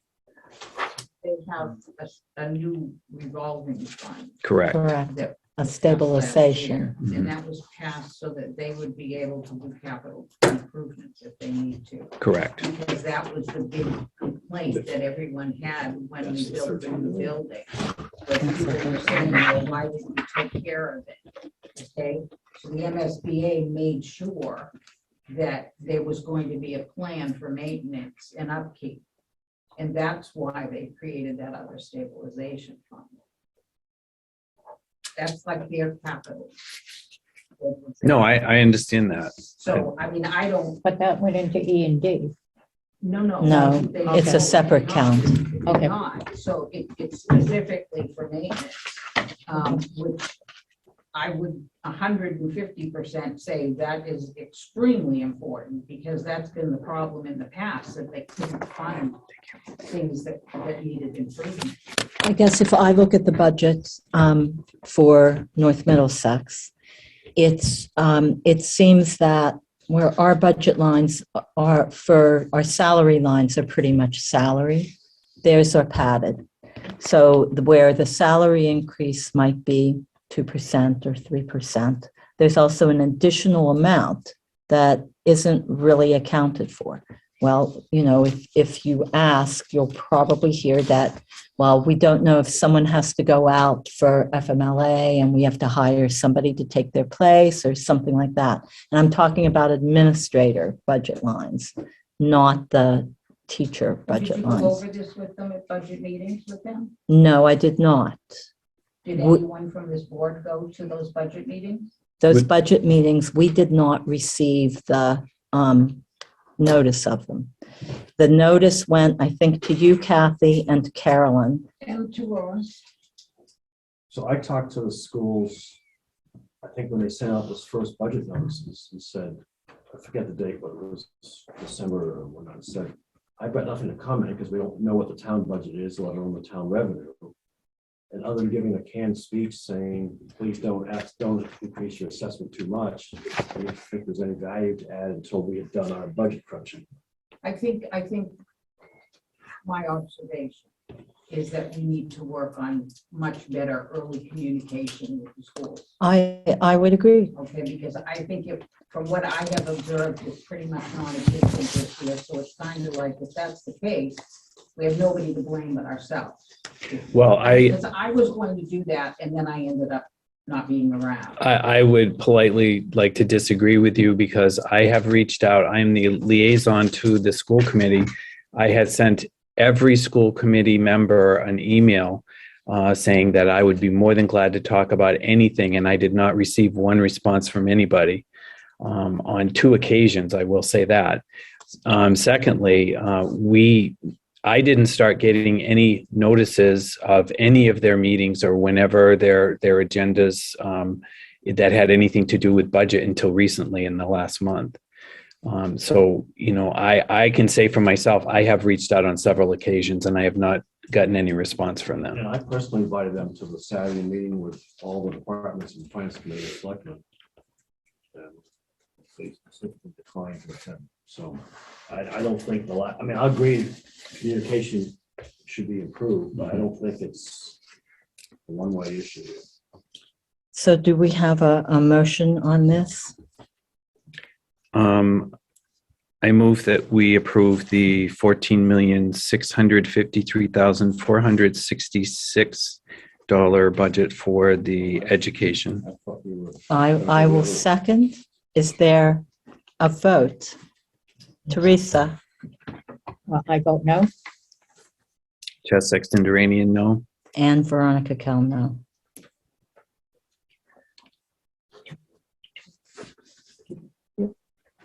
To put on the floor. Madam Chair. Yes? Do we want to give a figure that we would accept on the floor instead of just voting it down, such as we would approve a budget, like approve a budget by, what's it now, 14? And we'd have to do it individual line items for North Middlesex at such amount. I'm going to say, I don't want to do that, Okay, but if you guys want to do that, we can vote on it. I'm the new girl in town, so I'll follow the And that lead. excuse is only going to go so far. I just want to say saying. no, go back, do your best, come back. Yeah, to that's us. what I was thinking too. Let them come back and see what they can do. They understand. We also sent letters out to them in regards to how we felt about it. We had just so you know, Sue, we had selectmen from all three towns. We did have a meeting and we talked about how each town felt. And it was agreed that each town was going to send in a letter from the Board of Selectmen, which each town did, to my knowledge. I know we did. And it did get responded to. Yeah. I will say that it did get responded to by the The chair. district, yeah. Yeah. So, Can I ask a question? Sure. How will this look at town meeting? Or be presented to town meeting? Will it be like, Board of Selectmen does not recommend? yes, That's how. that's what, okay, I mean, because the I'll town defer to people will Ross. still vote on it. But, Absolutely. oh, Yeah. absolutely, Okay. yeah. Yeah. But if the townspeople vote no to go along with your recommendation, and there isn't an alternative. No, well, the alternative is what Ross They go back. described earlier. If two towns, I mean, our no vote, we voted the town budget no before, and it has made absolutely no difference because Ashby and Pepperell both voted for it. So we have to see what happens with the other towns. And then I think if I understand what Ross explained, it's just a directive for them to go back and review their budget and come back to us within 30 days, correct? And then we have 45 days as to whether or not we accept what they came back with. And what Et does that cetera, mean? et The cetera. town has to come back and re-vote on it? Yes. That's the difference between if we gave an amount, if we said an amount of this, and the town approved that amount, and the school board accepted that amount, then it wouldn't require a vote. That's the thing. But In my sending understanding, it back to them completely, it lets them look at what they're getting from their other sources, that they'll be able to come back with the figure they hope will accept. and my understanding is that's what Ashby is looking at. But if two towns vote yes. Then it doesn't Yeah, matter. right. That's exactly Right. right. Correct. And if that happens, we're still at the 75 or whatever $1,000 Mhm. that will come out of stabilization or something. Correct. Or free cash, Or free free cash. cash. Yeah, will come from another source. Okay, Or we go back and we slash and cut deep. yeah, okay, all right. So I think what will happen is To get this that, revised budget will be what's moved. yeah, And selectmen will stand up and say they support the budget with the exception of lines 486 to 489. I don't know whether the finance committee will opine accordingly or not, but yeah. and the voters will know that at least one board votes against it. And the voters will All right, do what just they do. want to get the process straight in my mind. Yes. Figure it out before Tuesday night. We all do. And I think I just want to say that based on my experience, a 3% increase in assessment for the schools is a darn good one. Well, the thing is, Compared to it, what we usually have to do. but what you have to look at when you say that is what was the total percentage of the budget that the school district took up? It used to be that it was closer to 50%. Now it's at 62%. And all that, if it went back down to where it was 50% of our budget, we wouldn't have a problem. Yeah. We wouldn't have spent And 3 it's a days looking at complex- this. It's a complex, they're dealing with some complex problems right now too. I mean, you know, So is enrollment is everybody. down.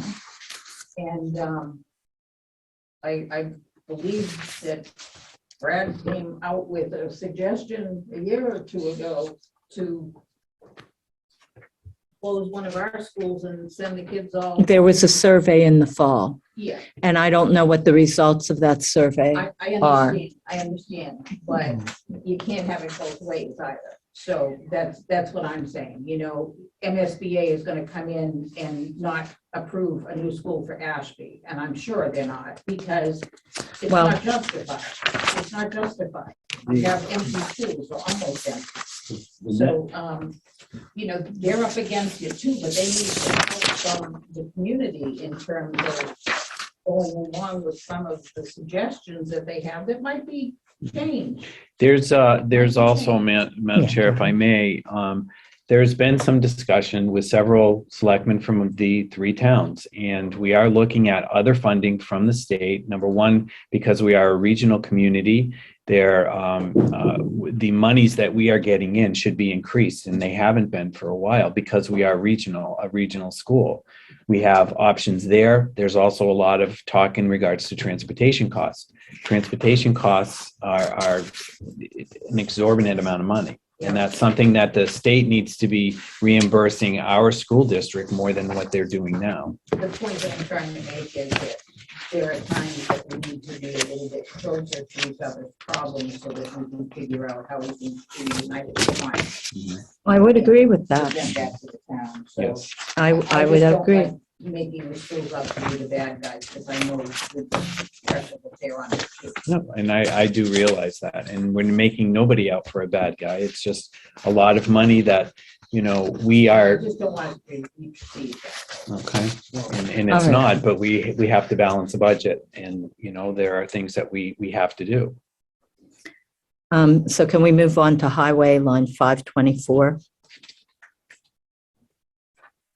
Highway 524, 511,704, 511,704. Right. So there was an ask for increased staff time for administrative support. We decreased that ask from 19 hours to 15 hours. So that's on line 499.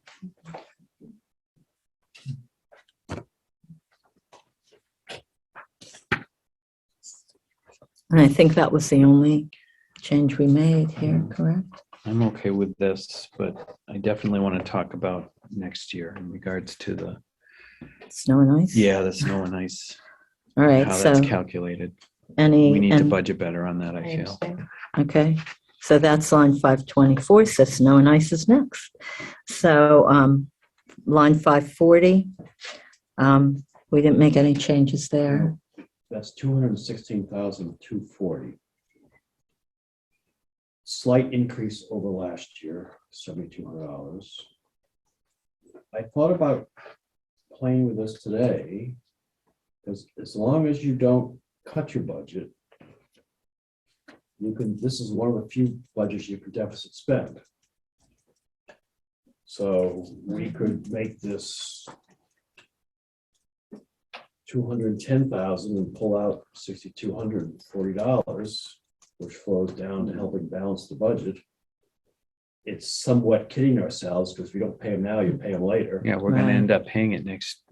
But you usually pay it out of free cash anyway. Yes. If you And- have the free cash. And in this warrant is a line item to pay 198,000 out of free cash to cover the snow ice debts. I mean, basically, they're floating you for it. So You want to pull another 10,000, maybe another 60,000 out of snow and ice? I do not. I think we should leave this exactly as it is. I do, because whether we pull 70 from free cash to balance or whether we pull 75, this number is probably a little bit different, but not by a whole lot. So, are you good with this? Yeah. Okay. All right, so streetlights. Streetlights, Was- $7,385. That is correct. What was it again, Ross? $73.85. So you're cutting it in half. Correct. Yep. And what's your plan if the town says no to that? Turn them on. Take more out of free cash. We still have to balance the budget, I understand. and this just adds to that challenge. It goes to the comment of, we see nothing for the money that we pay in taxes. So in fact, the tax dollars are well spent. And this is one of them. And it's a place where we're cutting things in half where we can. And it's a place where we can do that. The streetlights in town were turned off many years ago. And I know the streetlight at the top of our road, if you wanted to keep it on, someone had to pay for it. And it became individuals that would pay for it. And so there is no streetlight at the top of our road anymore. And that's probably true in a lot of places in town, because that was a fix many years ago to balance the budget. And it's a fix here too. None of this is ideal. None of this is ideal, but For me, that goes to safety. You know, and I think that safety comes first. And for safety lighting, which that's what streetlights are, and we don't have lots of streetlights. No, we And this is don't. not a lot of money.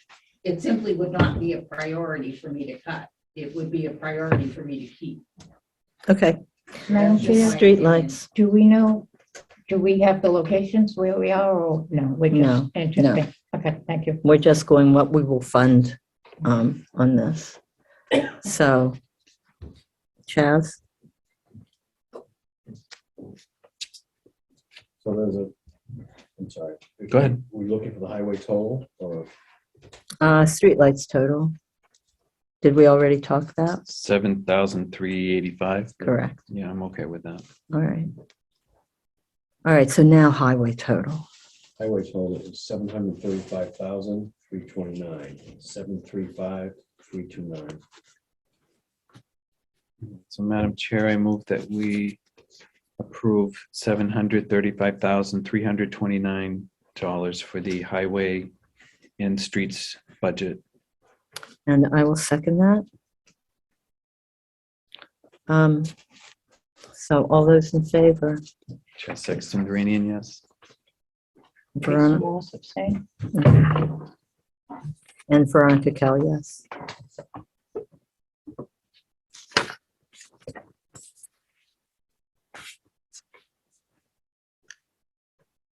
Landfill, this is solid waste, 560, which includes the curbside pickup. Total of all of that is 765,939, 765. And that is also the same on 562. So do we have a motion? I move that we approve $765,939 to the solid waste total for the budget. And I will second that. FYI, I had late breaking news from the Board of Health that the curbside pickup hauler might consider renegotiating his contract for a 10-year contract, which I have concerns about. We don't allow that by Unless town meeting vote. unless town meeting votes that. So I have questions in the town council as to how that would go about. One, because it's more than 3 years, and I wouldn't do that. I don't disagree. I'm just saying we were Okay, leading up the Board of Health today to see if they could work with us on this contract. This is what they came back with. okay. If they give us a significant savings, maybe we'll find a way to make it work. Yeah. I mean, I would have questions about signing any contract for 10 years because your We don't know needs what's might gonna change happen. enough that you don't want to, but Okay, we're looking at everything. thank you. I would thank the Board of Health for looking into that. Making the for us. effort. Yeah. Because I didn't think they were going to.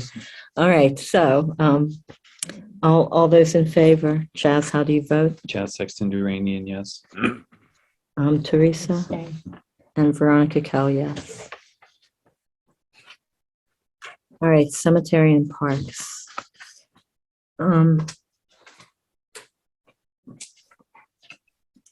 So on this one, we added in wages for 568. And have we gone through facilities yet? We did, didn't we? Yeah, we did facilities. We removed the 25,000 roughly for the landscaping company that mowed. So we added 6,000 on line 568. And 2,000 on each of 581 and 582. But Parks and the Cemetery and Parks Commission has not yet voted on that. So what do we want to do with this? Just go ahead with it as if it's happening? Would you say 6,000? 6,000 added to line 568. After reducing it by 2%, we added 6,000. And then those two lines, 2,000 each for groundskeeping supplies and vehicular supplies, I guess it was. Excuse me? Is one of the things that the landscaping crew or company did they do fertilization and? No, we have a separate company that does that, I believe. Isn't that what JB Turf does? Organic fertilization. Right.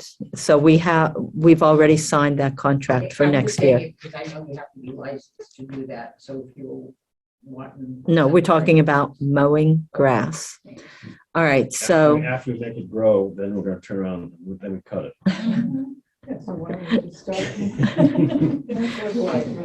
All right, so bottom line is on line 587. That's 160,623, 160,623. So I move that we approve, no, I don't have to do that. Oh, no. We just are we agreeing to this? Okay, you're good with that? Yep. Teresa, are you good with that? Yeah. Okay, Housing Authority, I don't think there were any changes there. Other than mileage in state, got the normal adjustment. So line 599 for the Housing Authority total. I'm abstaining for that. Is $6,830. Okay, and I am good with that. Teresa, are you abstaining as well? Let me know. All right, this one's on me, 6,830, as is. All right, moving down to Board of Health. I think we're all good there. Board of Health total on line 613 is $47,014. Excellent. Are we good with that? 1,014. Okay, Neshoba Board of Health. I have a question on Board of Health. Uh-huh. I'm going to preface this by saying this is. Is the question on line 602 through 610? If it's not, it's out of order. Yes, it is. Board of Health wages support staff. Yes. I think you have some opportunities in that position. because other towns that belong to the Board of Health, and the SHOBA, Associated Boards of Health, don't pay for a full-time person in the office to work with them. Okay? Yep. And it's been something that I've known for a long time and just never said anything about, but it's a significant amount of money. I think in the town of Pepperell, when you call the Board of Health. Okay, so what is your suggestion on line My suggestion 602? is that you make that at least a part-time position. I don't think that this is a venue for doing that, and we have a new town administrator starting in a few weeks. Then I suggest that that be looked at Thank you. in comparison to all of the other towns that belong to the SHOBA. I can just say a little bit about that. You certainly As may. the outgoing town administrator. This person does more than just Board of Health, also does the recycling. This person, I've never seen anyone work so hard at her job to I'm not satisfy talking the about the public. person, Ross. That's totally out of the context of this conversation. It's the role that she plays you in can't town look service. at it personally with the person who holds the position when you're talking about money. I would like to stop the conversation on this and just stick with what we have here. We are not, thank you for the suggestion, but we are not here to, But I want to to- clear, I'm not to do that. criticizing the person that's in that position. okay, Madam Chair, I'm Thank you. okay with the Board of Health total. okay, thank you very much. I abstain. So, then the Neshoba Board of Health on 620. It's 41,523. Right. 523. I'm okay with that. All right, I'm Did we two. get an increase from them during COVID? I can't answer for during COVID. I just wondered if ARPA was a possibility to pay for some of that. I don't know if there was anything happening there. Not for these two, but there were other requests for things. And so we do have a COVID-related fund for things that they might require. We put 100,000 into that with ARPA money, but these are your flat rates, flat fees. These aren't Yeah, I just wondered if specifically increase. COVID-related. Thank you. If there were contact tracing or something that had to be done like that, then we have funds available for that. But I believe I think they did take care of all of that and we didn't get charged for it. The state, I know they had to do some more hiring. Yeah. the state did that. All right, landfill engineering, 626. 19,000. And I'm okay with that. Okay, I think that's the contract. All right, council on aging. Again, in this one, we went through and 2%ed all the expenses, I believe. It wasn't a huge difference between what was there, but it fit the parameters for making things work. Line 644, council on aging total is $161,209. 161,209. Good with that. All right. And then the veterans agent. Again, this was level funded because of stipend, correct? So the total for veterans agent, 81,000 even. Ross, can I ask you a question on that? This is after the what we get back? No? I don't think so. This is the town share. The town share of that, okay.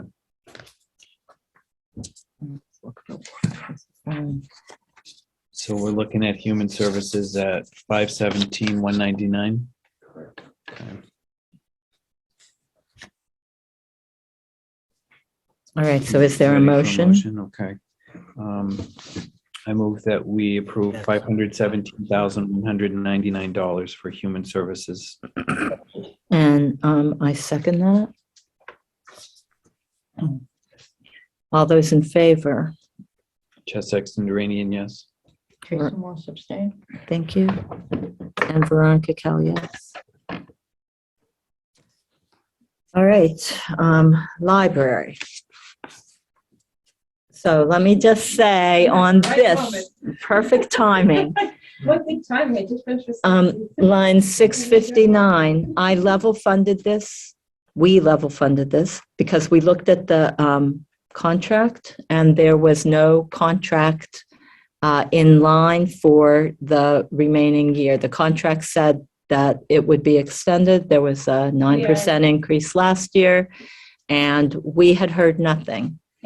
So the contract is due by July 1st. We had intended to have it passed before the town meeting. Introduce yourself. Sorry. Connie Goodrich, Chair of the Library Trustees. I'm glad I caught you guys right now.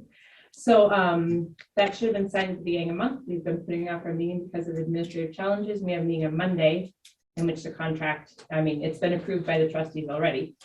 We just needed a signature from the library director with our so the trustees have approved it. It just hasn't been finalized with the before the meeting. But it was going to be, will be. So that was set for a 3% per year. We're actually in discussions tonight. We're probably going to change that to 2%. In line with some conversations I had earlier today. So that would be the new contract, which will be applicable for the legislative vote on the budget. Okay. So do you have a calculator there? I can give you the numbers if you like. Yes. It would make the number for this year into 87,547.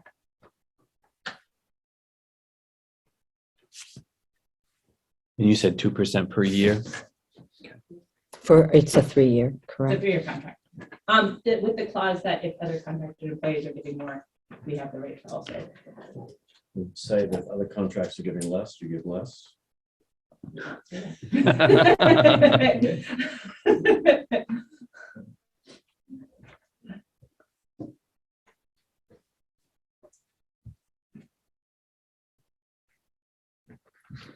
So I got 1,717 more. The library tax, that was changed to a 1% increase.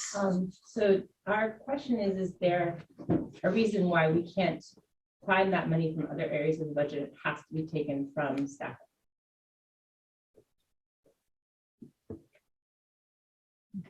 There's nowhere else to take it from. Oh, well, so the library actually director does have areas that this year at least they could take that money from within the library budget, and I have that.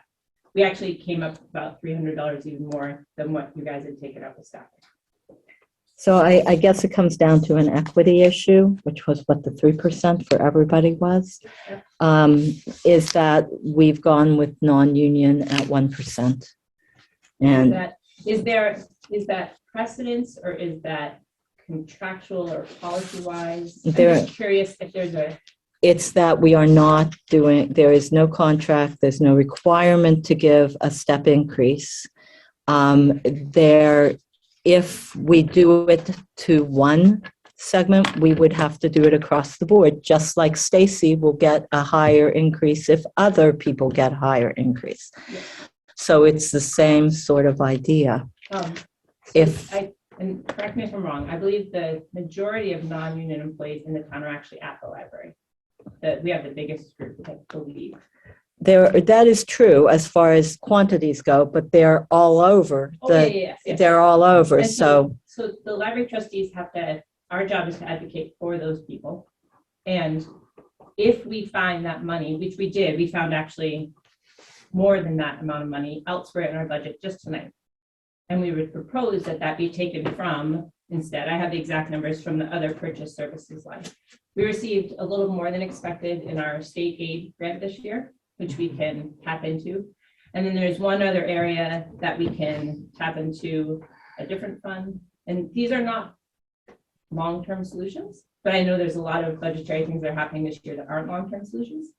And at the moment, there's employees, I'm sure you all know, that if they get a 1% increase are already going to be getting a pay cut because of health insurance increases. So in order for us to run the library well, we would just like propose that change be put in place instead. The health insurance premium did not increase this year, although there is a deductible in play. So that varies by person and the health history of the person. So that is not exactly a decrease as far as take-home pay goes. And Ross worked pretty hard at that to do the best he could. I'm just, so the library trustees have to present the budget that best runs the library, and we feel that this would best run the library going forward. I guess I could only agree to it if the decreases would also fund the increase for all the other non-union employees. Otherwise, I don't know. And I can assure you that all the other departmental budgets are submitted as what they individually felt was best needed to run their departments. Absolutely, And- I 100% agree. I'm not questioning anybody else's department at all. That's not my job. I'm not comparing or anything like that. I'm saying when presented with a situation in which a board is saying we need to save X number of I just dollars, saw that. if we She's can had save it up that for a somewhere while. else in our budget so that our employees can get a increase that is relative to the vast majority of employees in town, it's our responsibility to bring that forward and say, you know, we would like to take this money from this area of the budget instead of our staffing. That's all I'm saying. Yes. Is and- the library is under the trustees. Excuse me. it's not under the board. Excuse me. But Ross was talking. Go ahead. I don't know what you were going to So- say. This isn't a confrontation. I'm just trying to do the best thing for. yes, I fully Yeah. appreciate that, respect that. You say, increases comparable to what's happening in the rest of the town. The rest of the town, unless in the union, are getting 0 to 1%. I understand. And that's what we've been doing tonight. But the is majority of cutting. employees are unionized in town. So what I'm saying is that our library staff looking at that, we have to take into consideration that that's going to have an impact on the library and the performance. And that's all. I'm just advocating for the library. Thank you. And I guess I would say that it's great to be able to take your extra salary from different line items. Since we are really scraping, trying to find savings, I would ask you to cut those other line items and accept the limited increase for the library folks. It's the opposite of what you want, but we've spent the last 3 hours Oh, I understand. I've Cutting- been doing this too. We've been both doing the cutting same thing. everybody else, and But so the library trustees have to, I'm not in charge of our budget. I'm just advocating on behalf, and like Sue said, I have to present that proposal. So. that's what Thank you. I'm doing. I can give you the exact numbers if you'd like. that we're proposing. Other technical question on that? No, I'm not going to take a technical question right now. We're trying to get through the budget. So, It goes back to something that Ross talked about at the beginning of your meeting, when you started talking it, and I missed part of what he said. it is the Board of Selectmen's budget, period, if that's what you're going to ask. It is the Board of Selectmen's budget for the departments that are under the Board of Selectmen. it's for the whole town. But It's so- townwide. Otherwise, you don't need to have this budget at all. You just throw your budget out at town meeting and you vote on it, period. And that would never work. I know, I'm just, so in going through the bylaws, Massachusetts general and all these things, the library trustees are the sole responsibility for the library. That's just a technicality. I'm not trying to just harbor everything. It's protecting you guys. We will be very happy to hand you your budget and say, figure out how to fund it. I know, I understand. But so I'm just saying this, it's to protect you guys too, as a political entity from not swaying the library. This is the way it's been explained to me so many times. So, I mean, I'll bring this to the town floor and ask for the change there. If I have to, that's not a problem, but I would like to bring it to you guys so it can be part of the. We would love to fund everybody at 3%. That's all I'll say. I know you, and I'm not, this is not a talk, And- I'm just saying this is what we're gonna bring forward. So. Okay, thank you. All right, so library total, I believe. It's higher. 17, it's 405,565. yeah, I think I agree. 565. That's changing the, To the 87. Yep, 547. that's right. Okay. Okay. All right. Are we good with that? Mhm. All right. Moving down to recreation. Madam Chair, I do want to speak to this. Pardon me? I do want to speak to this. To recreation or to library?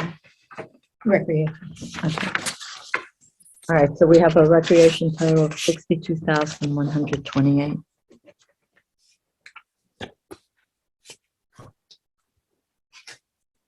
With an increase over last year of $1,091.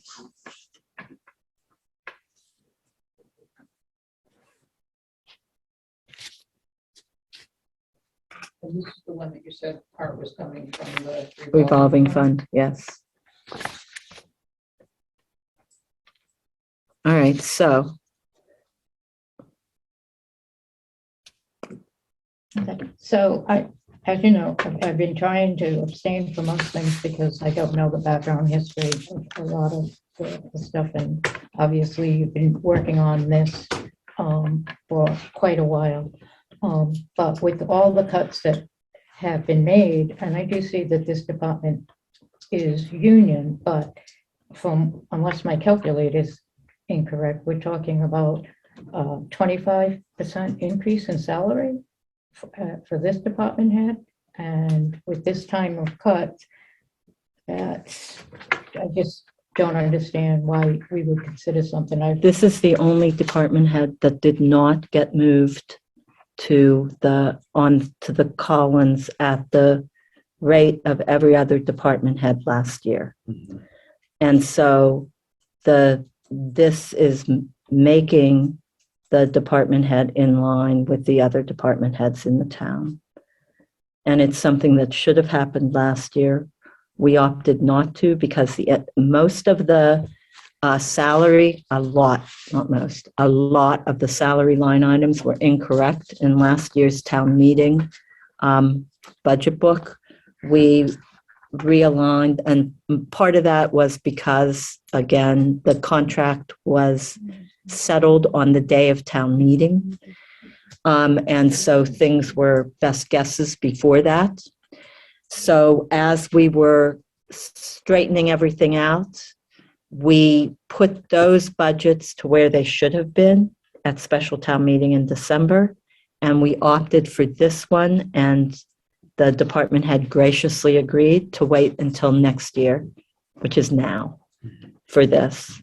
And further graciously agreed to take 10K out of the revolving fund to fund it. And if you look at the bottom line, the increase is really rather small in total for the department, largely due to the revolving fund contribution. So she came on and you didn't have she didn't come on at the salary. Right. Everybody got an increase except for that individual last year. Everybody got moved on the And Collins the scale. increases for anybody, 25%? She's getting a 25%. If you look last increase. year, you will see that Yeah. there were for several 25%. people in town, pretty large increases, yes. To bring everybody on. Okay, what they said, that's what, we didn't know No, the history that's a behind good it. question. It's also still well below market rate for directors in towns the size. And, Okay. um, But it is in a time, still 25%. Yes. Really. All right, so are we good with recreation or not? Yeah, 62,128. Yep. Yeah, I'm okay with that. Teresa? I am gonna object to this. I understand why it happened, but I'd like to see it spread out more. All right, I agree with it. Yes. Spread out over 2 years. That's what I just said. I'd like to see it spread out more. No. It was done with Stacy's, I think, wasn't it? Stacy's salary? Last year, she got a 9% increase. The year before that, she got an 8% increase. The year before that, it was at town meeting, it was not approved at the rate that they wanted, and so at special town meeting, they came back and it was approved. Right, but what I'm saying is it was spread out. It wasn't one lump sum. That whatever Terry said. Only that first year, 3 years ago, 3 fiscal years ago, in which case it was split because of the way the vote worked. But after that, it was an 8% increase on FY '21 and a 9% increase on FY '22. I don't know what you mean by spread out. Oh, could it be a 12 and a half, 12 and a half? You know, Over 2 12 and a half years. this year, 12 and a half this year. But that would mean that everybody that did get an increase last year, it wouldn't have, it's not equitable. Differently. Right. We didn't do that with anybody Yeah, else's everybody increase. got their raise according to how they came in with the, That's all. yeah. No, All right, so Memorial Day and band concerts total. We know that Betty May objects. I think I should be zero, you know, I'm not asking for more. I'd like to stay where it was. And the flag committee was a $500 drop. That was something that Todd agreed to a long time ago, under pressure. I say how I cut the department's budget 25%, saving the town $500. He graciously agreed to that. So You know, I under, was proud of the sense of how frustrating it is that you can go after the small departments and they, not make a difference. culture and recreation total, so what do you have there? yeah, what do you have for a total on that? Because I think it's different now because of the library. At 17, 17. yeah.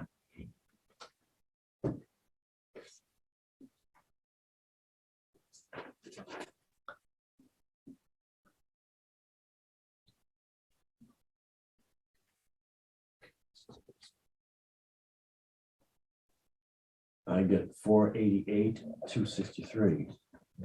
All right. Is there a motion? I move that we approve 488,263 for the culture and recreation budget. And I will second that. Is there a vote? Chad Sexton Duranian, yes. And Veronica Kell, yes. Fight this on town meeting floor. Pardon me? I have to fight this on town meeting floor, right? More than likely, yes.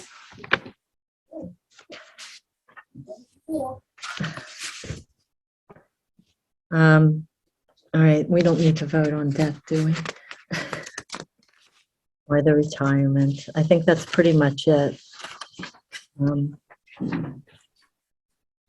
Madam Chair, Yes, Andrea. I'd like to offer one correction. Sure. It's up a ways. The street lights, Yes. street lighting is not part of the highway budget.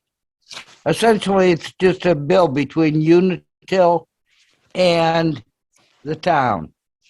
Well, I think it fell under that same category. No, it comes next in line and got crowded up and is always considered there, but it's really not part. You shouldn't consider it in a swelling of the highway department budget because it isn't part of the highway budget. It's highway and streets total. Yeah, streets, but street lighting isn't streets.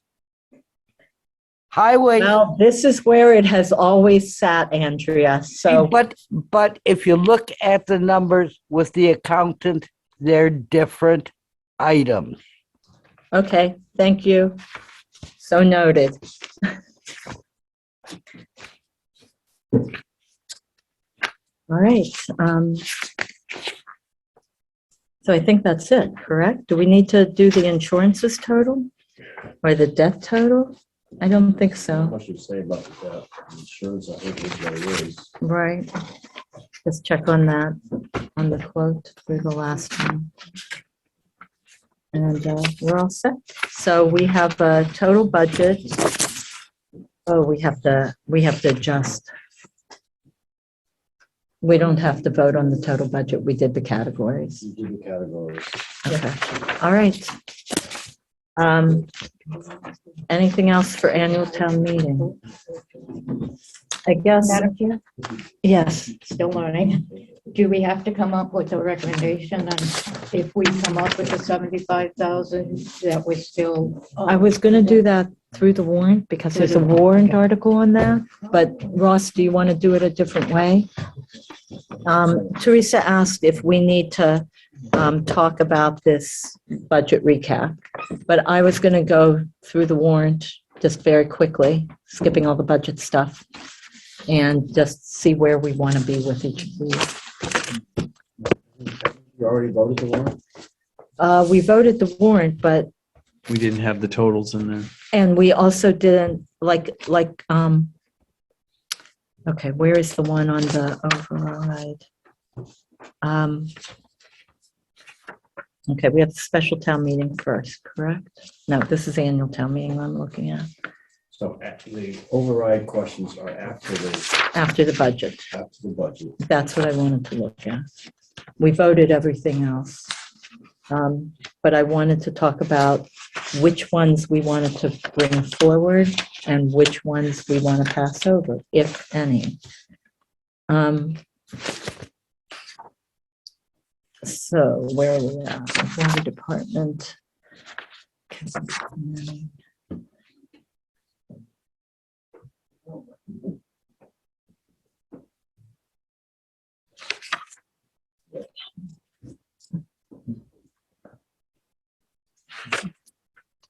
Do we have a number on Comcast yet? We will by Tuesday, right? We only have 3/4 in there. Are we going to have a What fourth you mean quarter? for the PEG account? Yeah.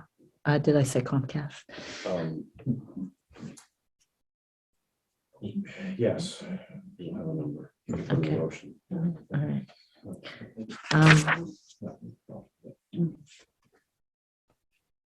I thought there was, where are the ones to say if we want to vote stabilization? Where are they?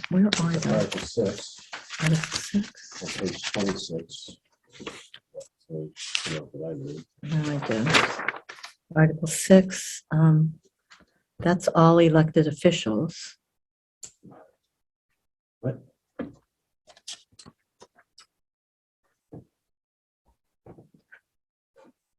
Do I have a wrong warrant?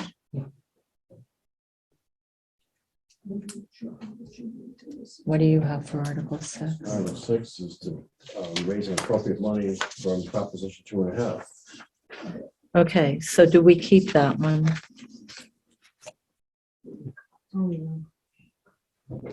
It's somewhat new because the election said no. You brought up an intriguing point in the beginning where if the town meeting should say yes and we call another election, I think within 6 months, I'm guessing that might be sufficient to get it through.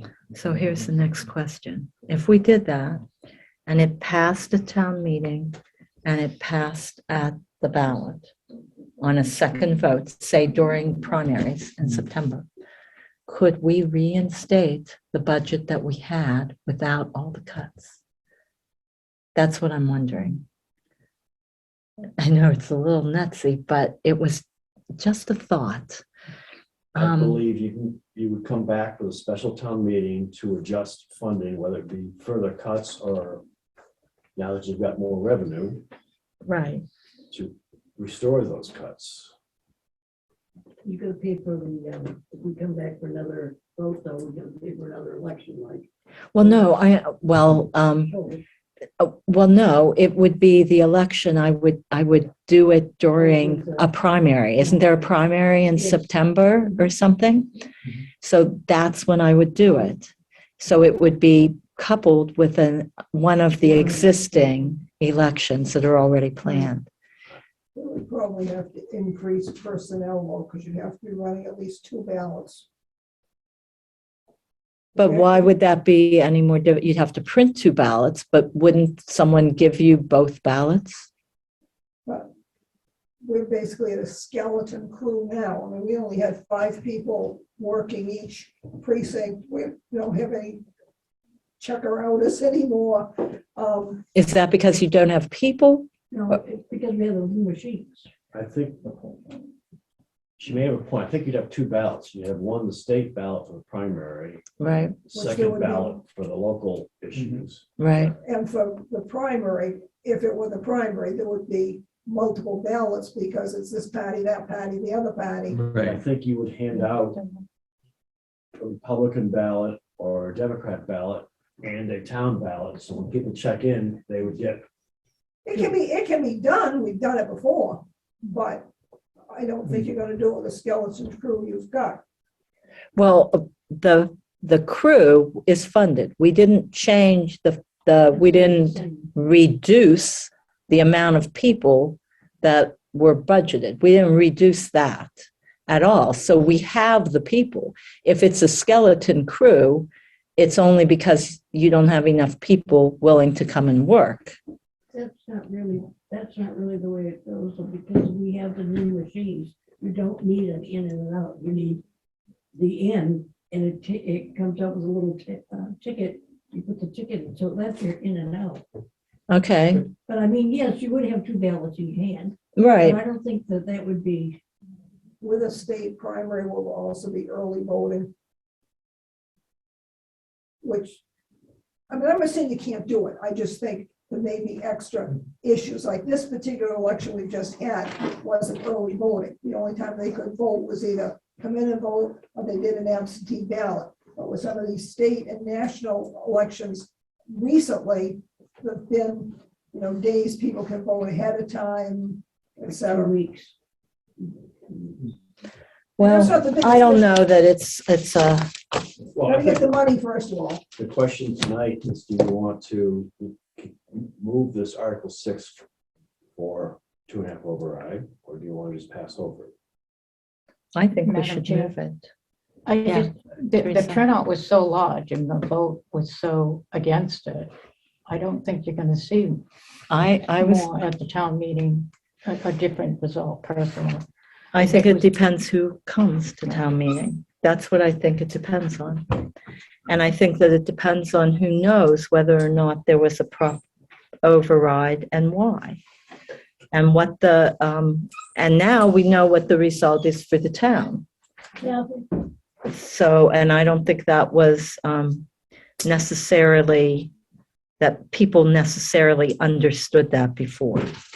Well, what they're going to hear at town meeting is more gnashing of teeth and complaining from individual department heads because of the cuts. I think we could promise we're going to hear from Betty May about the cuts to the memorial And the library. and the library. Not that we want to. No, I know. We don't want you to either, I but don't think all the voters understood the pain of this reduced budget. They might hear that at town meeting. I don't expect it to be enough to change the vote, but Veronica? yeah, sure. Last year, when you guys finalized the contract, and you not only gave the employees retroactive increase, stabilization, but you also gave them an increase. What you did was you increased the base that they were being paid. Okay, now let me I'm just finish. talking now. I'm only talking. So will I. Go ahead. Okay. And I said last year, you're gonna hurt yourselves for this year and next year, okay? For 23 and 24, it's gonna come back to bite you. It doesn't make sense logically that you can say, gee, I want to treat everybody the same. I want to give everybody a 3% increase. They really deserve that. But you're limited to 2.5. Okay, so let me talk So, I about mean, that. That's how, I'm looking at 7% inflation out there. I'm on a fixed income. So is a lot of people, Sue. Exactly. But let me you're explain asking why something it to you. failed. Why did it fail? It failed because people don't have the money to do that, and they look to you guys to hold the line on what needs to be done. Okay, so let me talk about the employees. Yes, I am the chair of the board. So the 2 years prior to that, there were 2% increases put in for all the employees in this town. Those 2% increases were not given to the employees because the contract was not settled. So one would think that at the end of each of those years, that 2% would be free cash that would be set aside for when that contract is settled. For 2 years in a row, that did not happen. Consequently, and what did happen in June is millions of municipal relief transfers, millions, that's an exaggeration. But those funds got used up for other things that were spent during the year, meaning that last year, what did we have? A very small amount of free cash to work with at the end of the year. So the free cash got smaller and smaller. The funds to fund our town workers' salaries vaporized. We had no choice but to take the money from stabilization in order to make it whole because it did not exist in free cash. I'm not saying. Okay, so anything what I'm about that. saying is what we did was fair. It was fair to the employees of the town. And yes, in addition, the percentage of the budget that the schools command takes up more and more of the tax dollar over time. And so we are in a situation where either the school budget has to back out, so we get $350,000 more a year, which isn't a whole lot out of a $25 million budget. If we can get that extra amount every year, we'll be good. But we aren't getting it from the schools. I would love it if the schools did exactly what we just did with our budget. I don't believe they have. So that's all I'll say. We have work to do here so that we're not here all night. But you're So, talking about why 2.5 failed. And I'm trying to tell you how people out there are feeling. thank you. Okay? I've heard a lot about how people are feeling. The- So can we move on to the questions? So should we or should we not go for the override question? I think if you explain that if this should pass, we would come back and ask for a ballot vote in the fall. And They might say, we've already spoken and you've already cut the budget. and if that's the case, I'm good. You know, Based on past experience. I would like to talk to my board. So what do you guys think? Should we go for the question? I do not believe we should. No. I don't think we should either. Okay, then we won't. That takes care of that. So we'll pass over 6. If town meeting goes beyond one night, you have a second date in mind? second night, the next night. Wednesday night. You usually figure that out with the moderator ahead of time, right? Okay. The next question is about free cash and stabilization. What order do those come in? Article 7 is to use free cash to balance the budget. Okay, that's the point That's where we would what look you at this want. recap. Yeah, that's what you wanted to talk about, Teresa. So before we made the pluses and minuses that we did, we're at 75,449. It's probably roughly about the same with the additions and subtractions. So, Madam Chair, can you just talk to me like I'm a 5-year-old and what's the benefit to either? I mean, I have my own biases, but I'd like to hear what the both of you, why you feel one over the other. Yeah, you as well. Okay, So Ed, what, I'll let Ross What's the go pros first and and then I'll cons? go with my thought and then Chaz, you can go with your thoughts. So we Free can, cash and stabilization are essentially town savings accounts. right, stabilization is sort of considered long-term, free cash is considered short-term.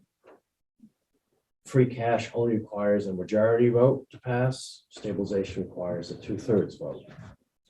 So if you're trying to get some money, you have a better chance if it's free cash because you need fewer people to pass it. And which one do we have more money in right now? You have $1.2 million in stabilization, which is considered adequate, and there's 910 in free cash. We have proposals through capital items to spend that down to 194?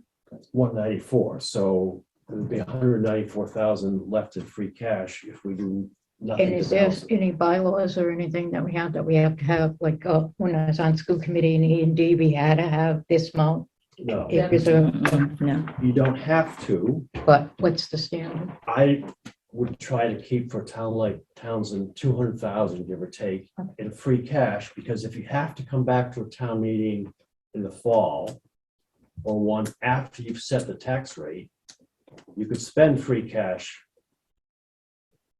in fall or after tax rates. So, Okay. and you never know what might happen, but I believe as free cash is something that you as taxpayers, you paid that already. That was paid in last year's tax bill. I think it ought to be put to work, not left in a bank account. Okay. So I tend to look at free cash and say, yeah, we should use this. We're spending all the capital items except for the big ones that we have to borrow are coming out of free cash. I think that's great. Keeps the stabilization there, keeps your capital stabilization there. I would use free cash to a point. And if we have different monies coming in from the different things that we have in, are there rules on where they can go, free cash versus stabilization? Like the veterans benefit that comes out. Well, the money that comes into the veterans benefits goes out again. Right, has to go out. So- Okay, so it doesn't, I'm not- where does it sit in the I'm not gonna meantime? tap into Okay, that. let's not talk about the veteran, but some of the things that we come back with or whatever, like, let's take a grant, for example. Can it go to either, or it has to go directly to the The thing? grant usually goes to a Goes to the specific grant. purpose. Okay, So that's an expense that's not probably in here, and it's a revenue that we're not counting because They don't count it's it. not, it's separate. You can use free cash almost anywhere you want. You can use stabilization almost anywhere you want. thank you. The guidance is try not to use one-time funds for ongoing operations. Unless you have unusual circumstances, unless you need to balance the budget. So I think it's perfectly appropriate to use free cash and or stabilization at this point. Thank you. My thought on it is I'm for free cash, mainly because I look at the 194. If we take out 74, we're left with 120. If I look at the monthly expense reports, I don't anticipate a lot of municipal relief transfers. If you look at them, pretty much every department and every budget is pretty much right in line with where it should be at this time of year, which means there aren't a lot of there's not a lot of movement that's going to happen at the end of the year. It's pretty stable. So you can look at those reports that our accountant puts out monthly, and you can pretty much anticipate where the unspended funds are. And I expect that to be about 60,000 additional to this. It could be more, which gets us right back up to about where we are here. So it's kind of a wash.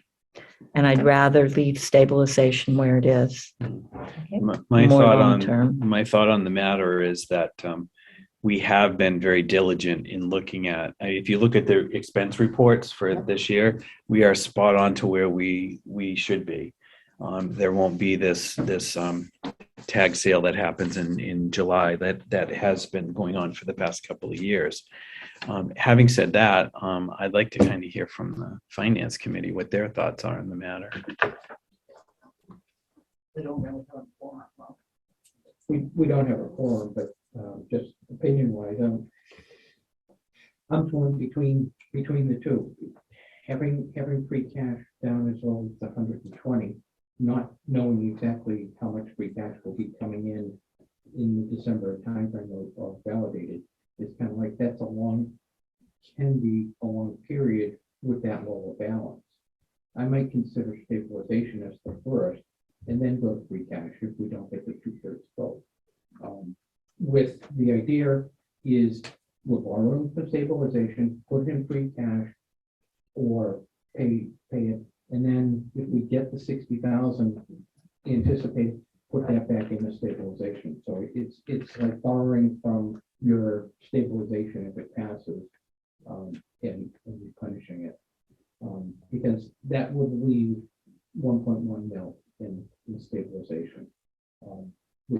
And again, if we go and there is some hugely unanticipated bill and it goes to 150,000, you're going to have to go to stabilization at that point.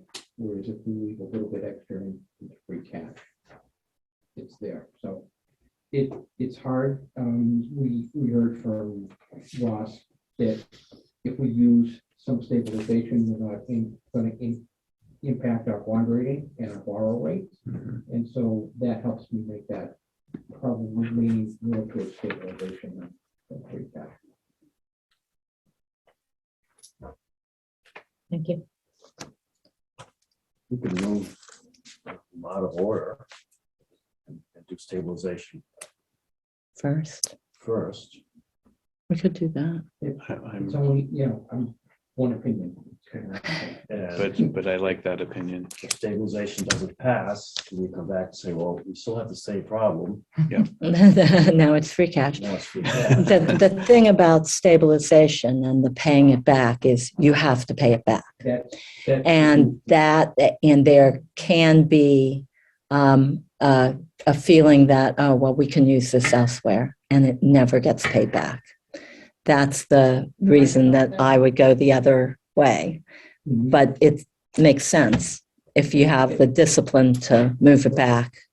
But you have So- no way of knowing if the next town meeting would agree. One way or the other, right? You don't know. So So, you're taking a chance. You're right. The recap sheet that I drew up that I'm still using has a line item to repay stabilization. And actually, my first budget had money in that category.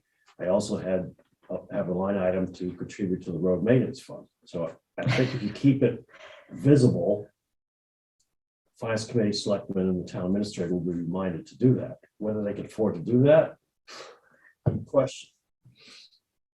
I think there's some light at the tunnel for FY24. As I said, some of the expenses that we're paying now will not be needed in 24.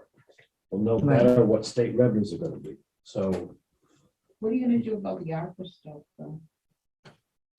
You're getting a reprieve with ARPA right now. You're gonna have to be prepared for that.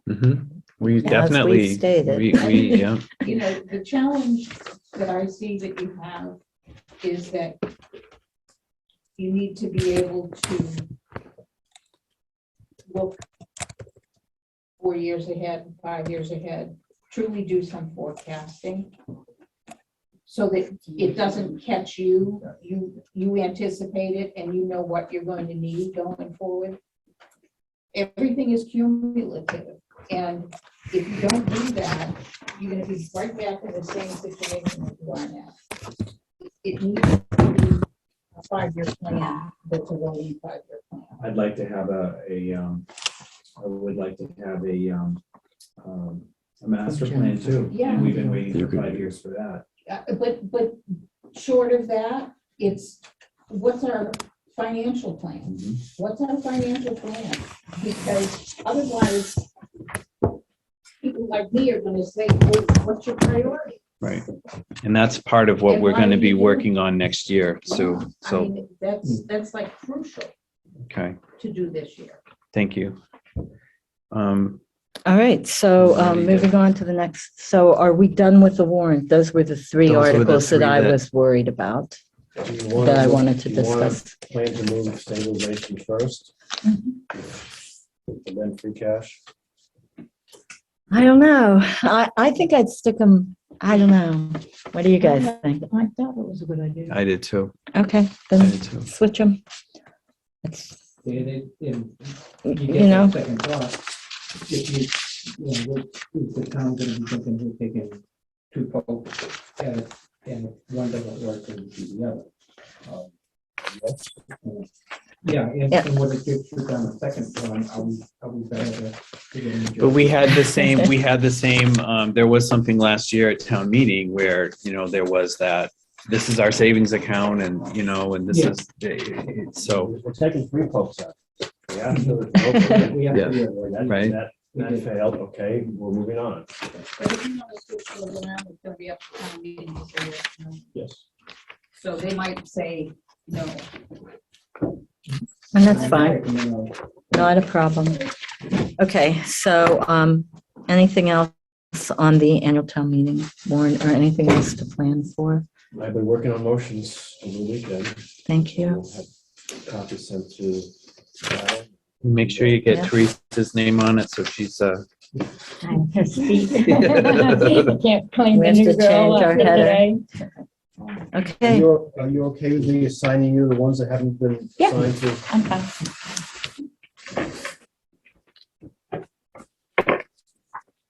okay, so town administrator update and report. Okay. Well, we'll talk about budget for now. I don't think we do that anymore. please. Yeah.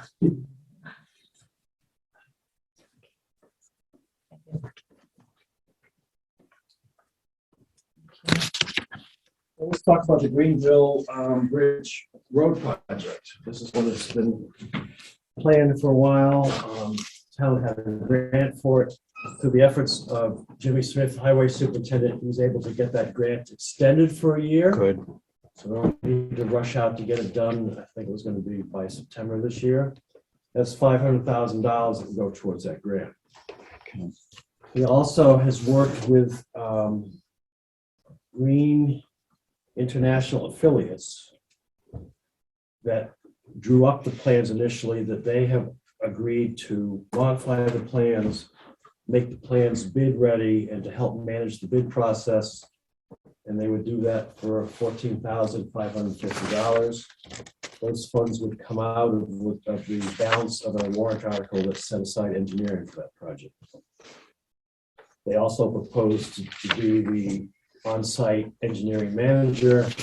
I'm suggesting we hold off on doing that. Jimmy and some of the other people involved in this think they can do it themselves, but that's something you can make a decision on later.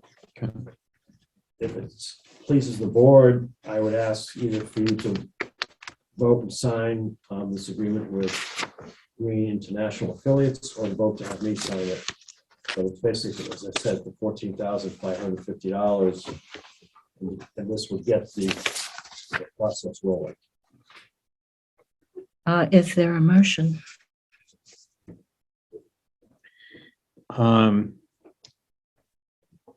So what would the motion say? The To motion approve would the say- 14,550. I move that we approve the 14,550 to obtain the MassDOT access permits. And authorize Ross to sign. Yes, and it would be, It's really to authorize Ross to sign Okay. for the board. for Green International, too many Green greens. International Affiliates.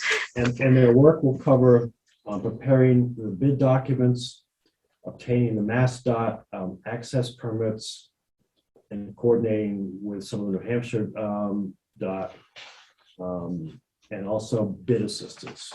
So it gets us through the bidding process. Okay. So authorize the interim town administrator to sign. Correct. A second. All those in favor? Chess Sexton Duranian, yes? Teresa Moss, yes. And Veronica Kell, yes. So this is authorized And Ross to kudos to sign. Jim Smith for being able to extend that grant. That's Yes, I agree. Yeah, I $500,000. agree. That's The town excellent. doesn't have to Thank you, Jim. come up with it. All right, COVID reimbursement, through the efforts of the treasurer collector and the payroll department, the town was able to use the CARES Act and actually with our ARPA consultant, and we expect to get $17,000 back as a reimbursement for sick time that was related to COVID. That's another 17,000 in free cash. Yes. So that's excellent. And speaking of another free cash source, the town has some land over behind the senior center down off the driveway for the school. We're currently renting to a cell tower provider or cell service provider. That lease is coming up this October. And we need to issue an RFP for that, to release that. I'd asked the board about this a while ago, and they agreed to have town council help us do that.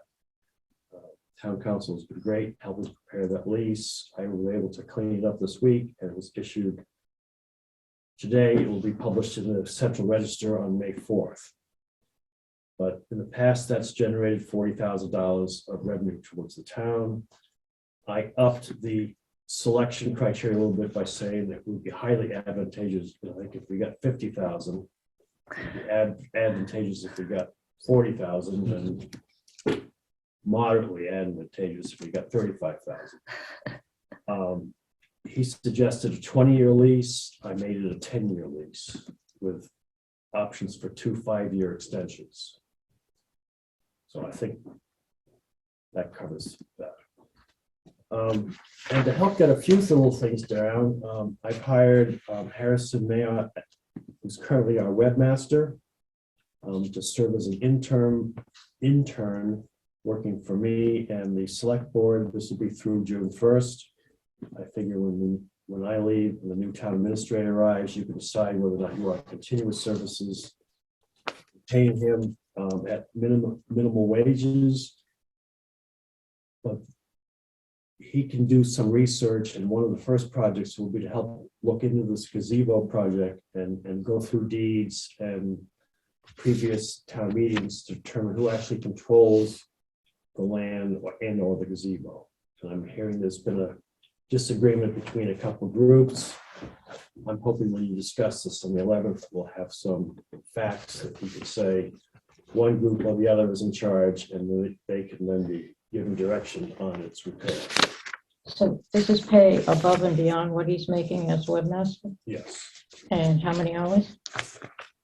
I told them no more than 5 to 10 hours a week on this. And this is only through my tenure here, because I figure the new town administrator may have different ideas. Right. So this is short term. I don't know whether you've had a chance to meet Harrison, but he is a very sharp and very, very good young man with a lot of potential. But the new town administrator is coming in with an assistant, right? Well, he's not bringing the assistant. We have an assistant starting, and we have a At the town same time, that's what I administrator, meant. and I then didn't mean Yeah, personally he- bringing if- his no, own- he is and not it follows bringing him in- around, carries his umbrella. It turns out they know each other from before, so. I want one of those. And speak well of each other. Okay. But what Harrison is doing for me is not the same as what the administrative assistant could be doing. Okay. yeah, that's a different. It's a Special project, Yeah, special project. Long-term high school student, Just kind of. really Um, a very sharp young man. I have a question for you, Ross. K5 Corporation, have we heard from them for the bike lanes and the crosswalks and the RFB? Yes. You have signed that. We've signed that agreement, and I told them to coordinate with police, fire, and Jimmy Smith on when they start working. Oh, okay, good. Glad to hear it. Okay, next one is the TESA RFP. I have to work on that. So when you're done with I was Harrison, hoping that was on your plate. not mine. when you're done with Harrison, send him to me. Because we need that TESA RFP. Or I'll work with Katie. It's just been on the back burner because of all of this. So, all right. I was also thinking Harrison could look into the background for group bids on office supplies. Check Oh, with yeah. county to see how many people use different vendors, what it is they use, what's the dollar amount. He could do the research, then we could put together an RFP for office supplies pretty quickly, whether it happens before I leave or when Eric gets here, can be worked out. But that's the type of research that, in doing an RFP, it takes a couple hours to go figure out what's needed. You could do that, Well, that's experience for him too, so I'm all for that. but I could point him to see Veronica about the taste of lease. Okay. Does he have friends that are equally as motivated?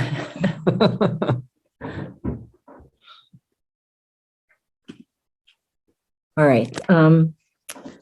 Reorganization of the board.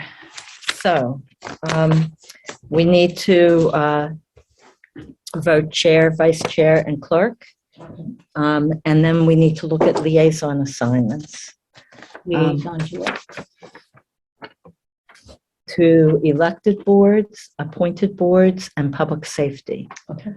So, and there's a liaison policy that you can find on the website under Selectmen's Policies. So the Selectmen page and Selectmen Policies, and there is a liaison policy there. So you might want to look at that. Okay. If I can just interject, Teresa, I've ordered for you the Selectmen's Handbook on the state, and that'll be coming shortly, and that explains. Yeah, I've actually, it's online, so I Yeah, was well, able to go through You most can of have it. a hard copy coming. Yeah, Most More of paper. all the policies, the town bylaws are all online. If you want any of those printed, let me know, and we'll have Kate put you a binder if you Okay. prefer hard copy. now you seem like a progressive commercial, right? You don't have to print the internet. It's whatever your preference I'm is. joking with you, but that is one of the ones making fun of our generation. So is there a motion for chair, which I'm willing to remain for a bit, vice chair, and clerk? Okay, so it doesn't stand, like at school committee, it always rotated. There was a standard practice of how it rotated. We don't have that here. We don't have that Okay. here, no. It's just I guess the ability to standard know- practice is the new person is usually the clerk. Yeah. The person in their last year is usually the chairman, Okay. and the person in their second to the last year is usually the vice chairman. It didn't work that way because of resignations from the board, it's kind of- and it's been all a little crazy. So I became a chairman way sooner than I ever expected to be a chairman. I guess I expected to be a chairman now, because this is my last year on the Therefore, I board move coming that out. Veronica be chairman. I'll second. And are we voting? And I think we should add to the motion that Chaz be vice chairman and Teresa be clerk. I'll second that. All right, so all in favor? Chaz Sexton-Duranian, yes. Teresa A. Moss, yes. And Veronica Kell, yes. And so we'll talk about reorganization in 6 months or so. I didn't That's hear that. okay. Anyway, Anyway, that's what I think. And then liaison assignments. So what it's been, you probably, hold on to this, Teresa. I have that on the SharePoint and I can print it again. I have been general government for the past 2 years. So that's appointed boards and plus other stuff. Okay. Chaz has been the elected boards, Okay. and Joe has been public safety. Okay. Do we want to change that? If not, I have no problem just taking over what Joe does. well, I would like to see, Veronica's currently in negotiations with the police Oh, contract. okay. So I would like to see public safety go to Veronica. And I also I've got several different tasks with a few of these. So I'd like to keep the elected board, if you don't mind doing No. general And government. I can work with the veterans agent, my favorite. There you go. And the only difference is that on general government, you have the housing authority. I'm the state rep to the housing authority, so it moved from the elected board up to there, just so. Yeah.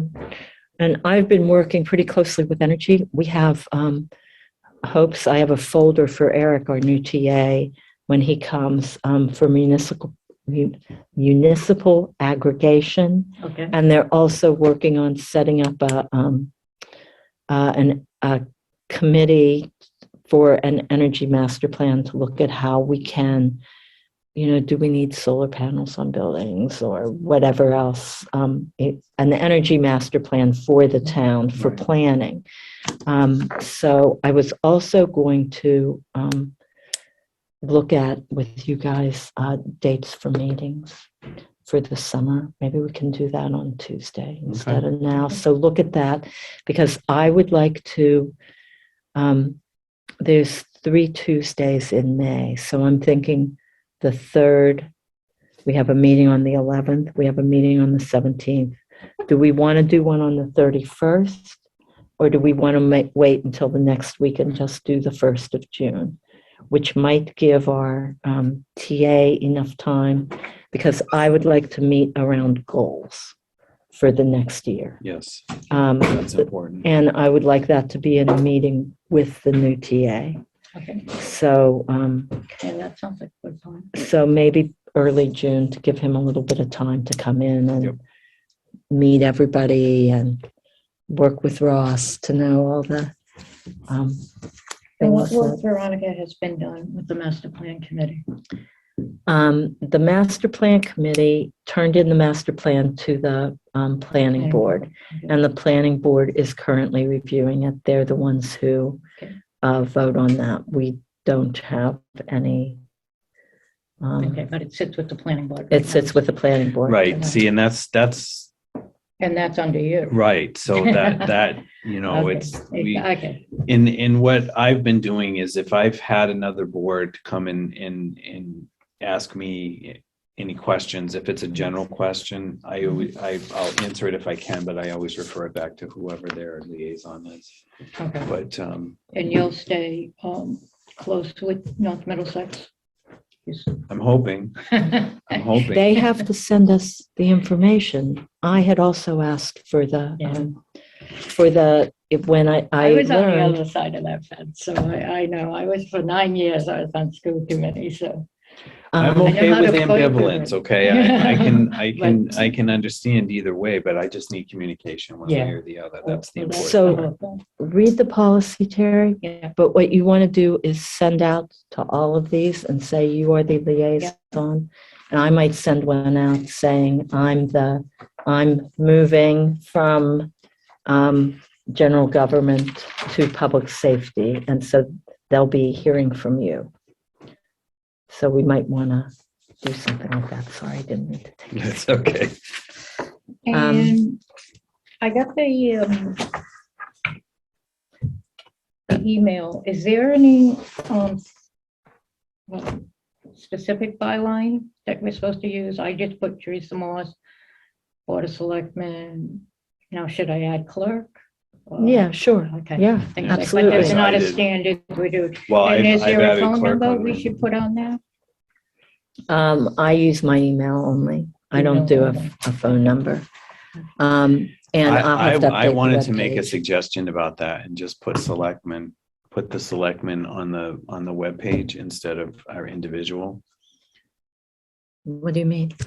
Instead of having our name at townsendma.gov, just if anybody's sending in anything. Oh, just do put selectmen. Selectmen, because we all get it. Okay, so what you're saying, because I'm the one that, or I could send it to Harrison. I could. Okay, so what I have up there now is this. So for staff contacts, down here, members,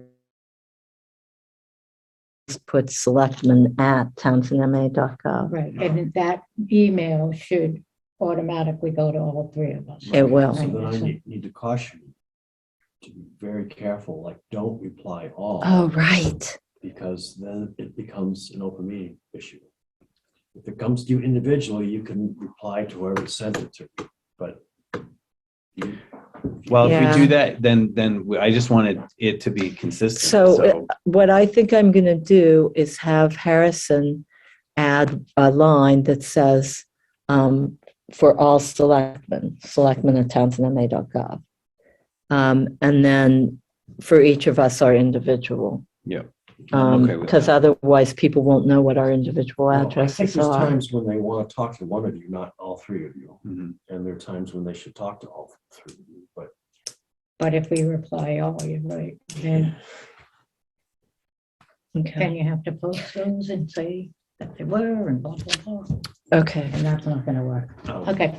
it's 10 o'clock. I Understand. want to say a few other things and we have to take a vote on the closeout of the CVRLF funds, the CARES Act funds. There's a form that needs signed and it is on the SharePoint. I would like a motion to have Ross sign that for us. Is that okay with you, Ross? send it to me, I'd be glad to see. Okay. So if you look in the SharePoint, it's, do you have the SharePoint up? I'm bringing it I up. just put it. Okay. So let me, I just why gave do her I a printed have, out. why is Andrea here? We're still I can on. pull it back up. Okay. You hit this, you're still on. Okay, all right. I want to get to over here where the SharePoint is. So is there a motion for Ross to sign the CARES Act closeout for the board? That's you. That's me. Oh, yeah, you're the clerk. You make the motions now. Hallelujah. Hallelujah. You did so well. Okay, I make a motion to close out the CARES Act. For Ross to sign For Ross the to sign CARES either of Act closeout. Let me get to this. I need a second. Second, All those in favor? Jess Duranian, yes. Teresa A. Morse, yes. And Veronica Kell, yes. Okay, Ross signs. All right, the other thing is that we got the CDBG report for the first quarter. Our CDBG grant runs out at the end of June. Diane Hansen sent me an email asking me to take off we're seeking more applicants. So I unpublished that from the website. Think about the wording that we should put up in case we apply for another CDBG to start the process of people that might want to apply for funds is something that she suggested to me. And I think it's a good idea. But what do you guys think? Go to CDBG. Did I file this? I'm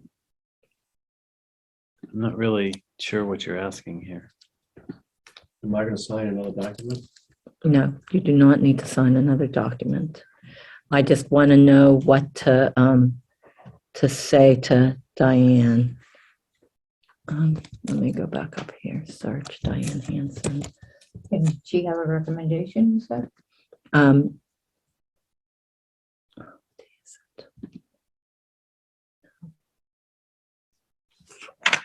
me go up here. She just sent this to me and I took it down like last night or the night before. Housing rehab assistance. Could you please amend the message on the Town of Townsend website stating that the current housing rehab grant has been fully awarded, but the town will continue to accept applications for future grant opportunities and perhaps list Vinnie DeSalvo as a point of contact? I would instead put the Housing Authority as the point of contact.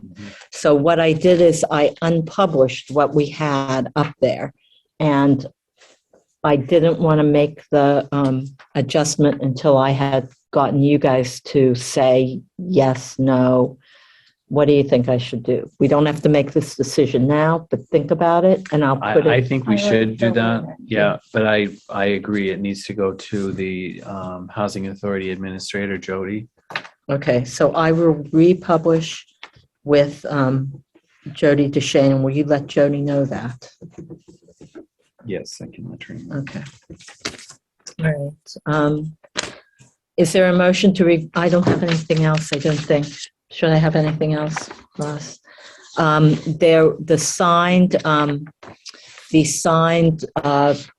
letter of engagement with Roselli Clark for the audit for the next 3 fiscal years, FY 22, 23, 24, is in the SharePoint. If you want to read through that, I should send that to the audit committee. And there were a few other things in the SharePoint. The Chappa Coppersmith Way. I'm not sure what to do with that. Is that something that the Housing Authority is looking at? Yes. Okay. Roselli Clark. Those should be going directly to the Housing Authority Administrator, and those are considered proprietary documents, so they really shouldn't be shared. Okay. All right. And I think that is it. Okay. So is there a motion I want to add that on the administrator to the Housing Authority has contacted Chappa to update the proper person to send it to, and that should be all taken care of Okay, great. going forward. I move that we review and sign payroll and bills payable warrants out of session. Is there a second? I'll second. All those in favor? Chess Sexton Duranian, yes. Teresa Morrison. And Veronica Cal, yes. And with that, is there a motion to adjourn? I'll make a motion to adjourn Is there a second? At? at 10:14. There is a second. All those in favor? Chess Sexton Duranian, yes. And Teresa Veronica, Morrison. and Veronica Cal, yes.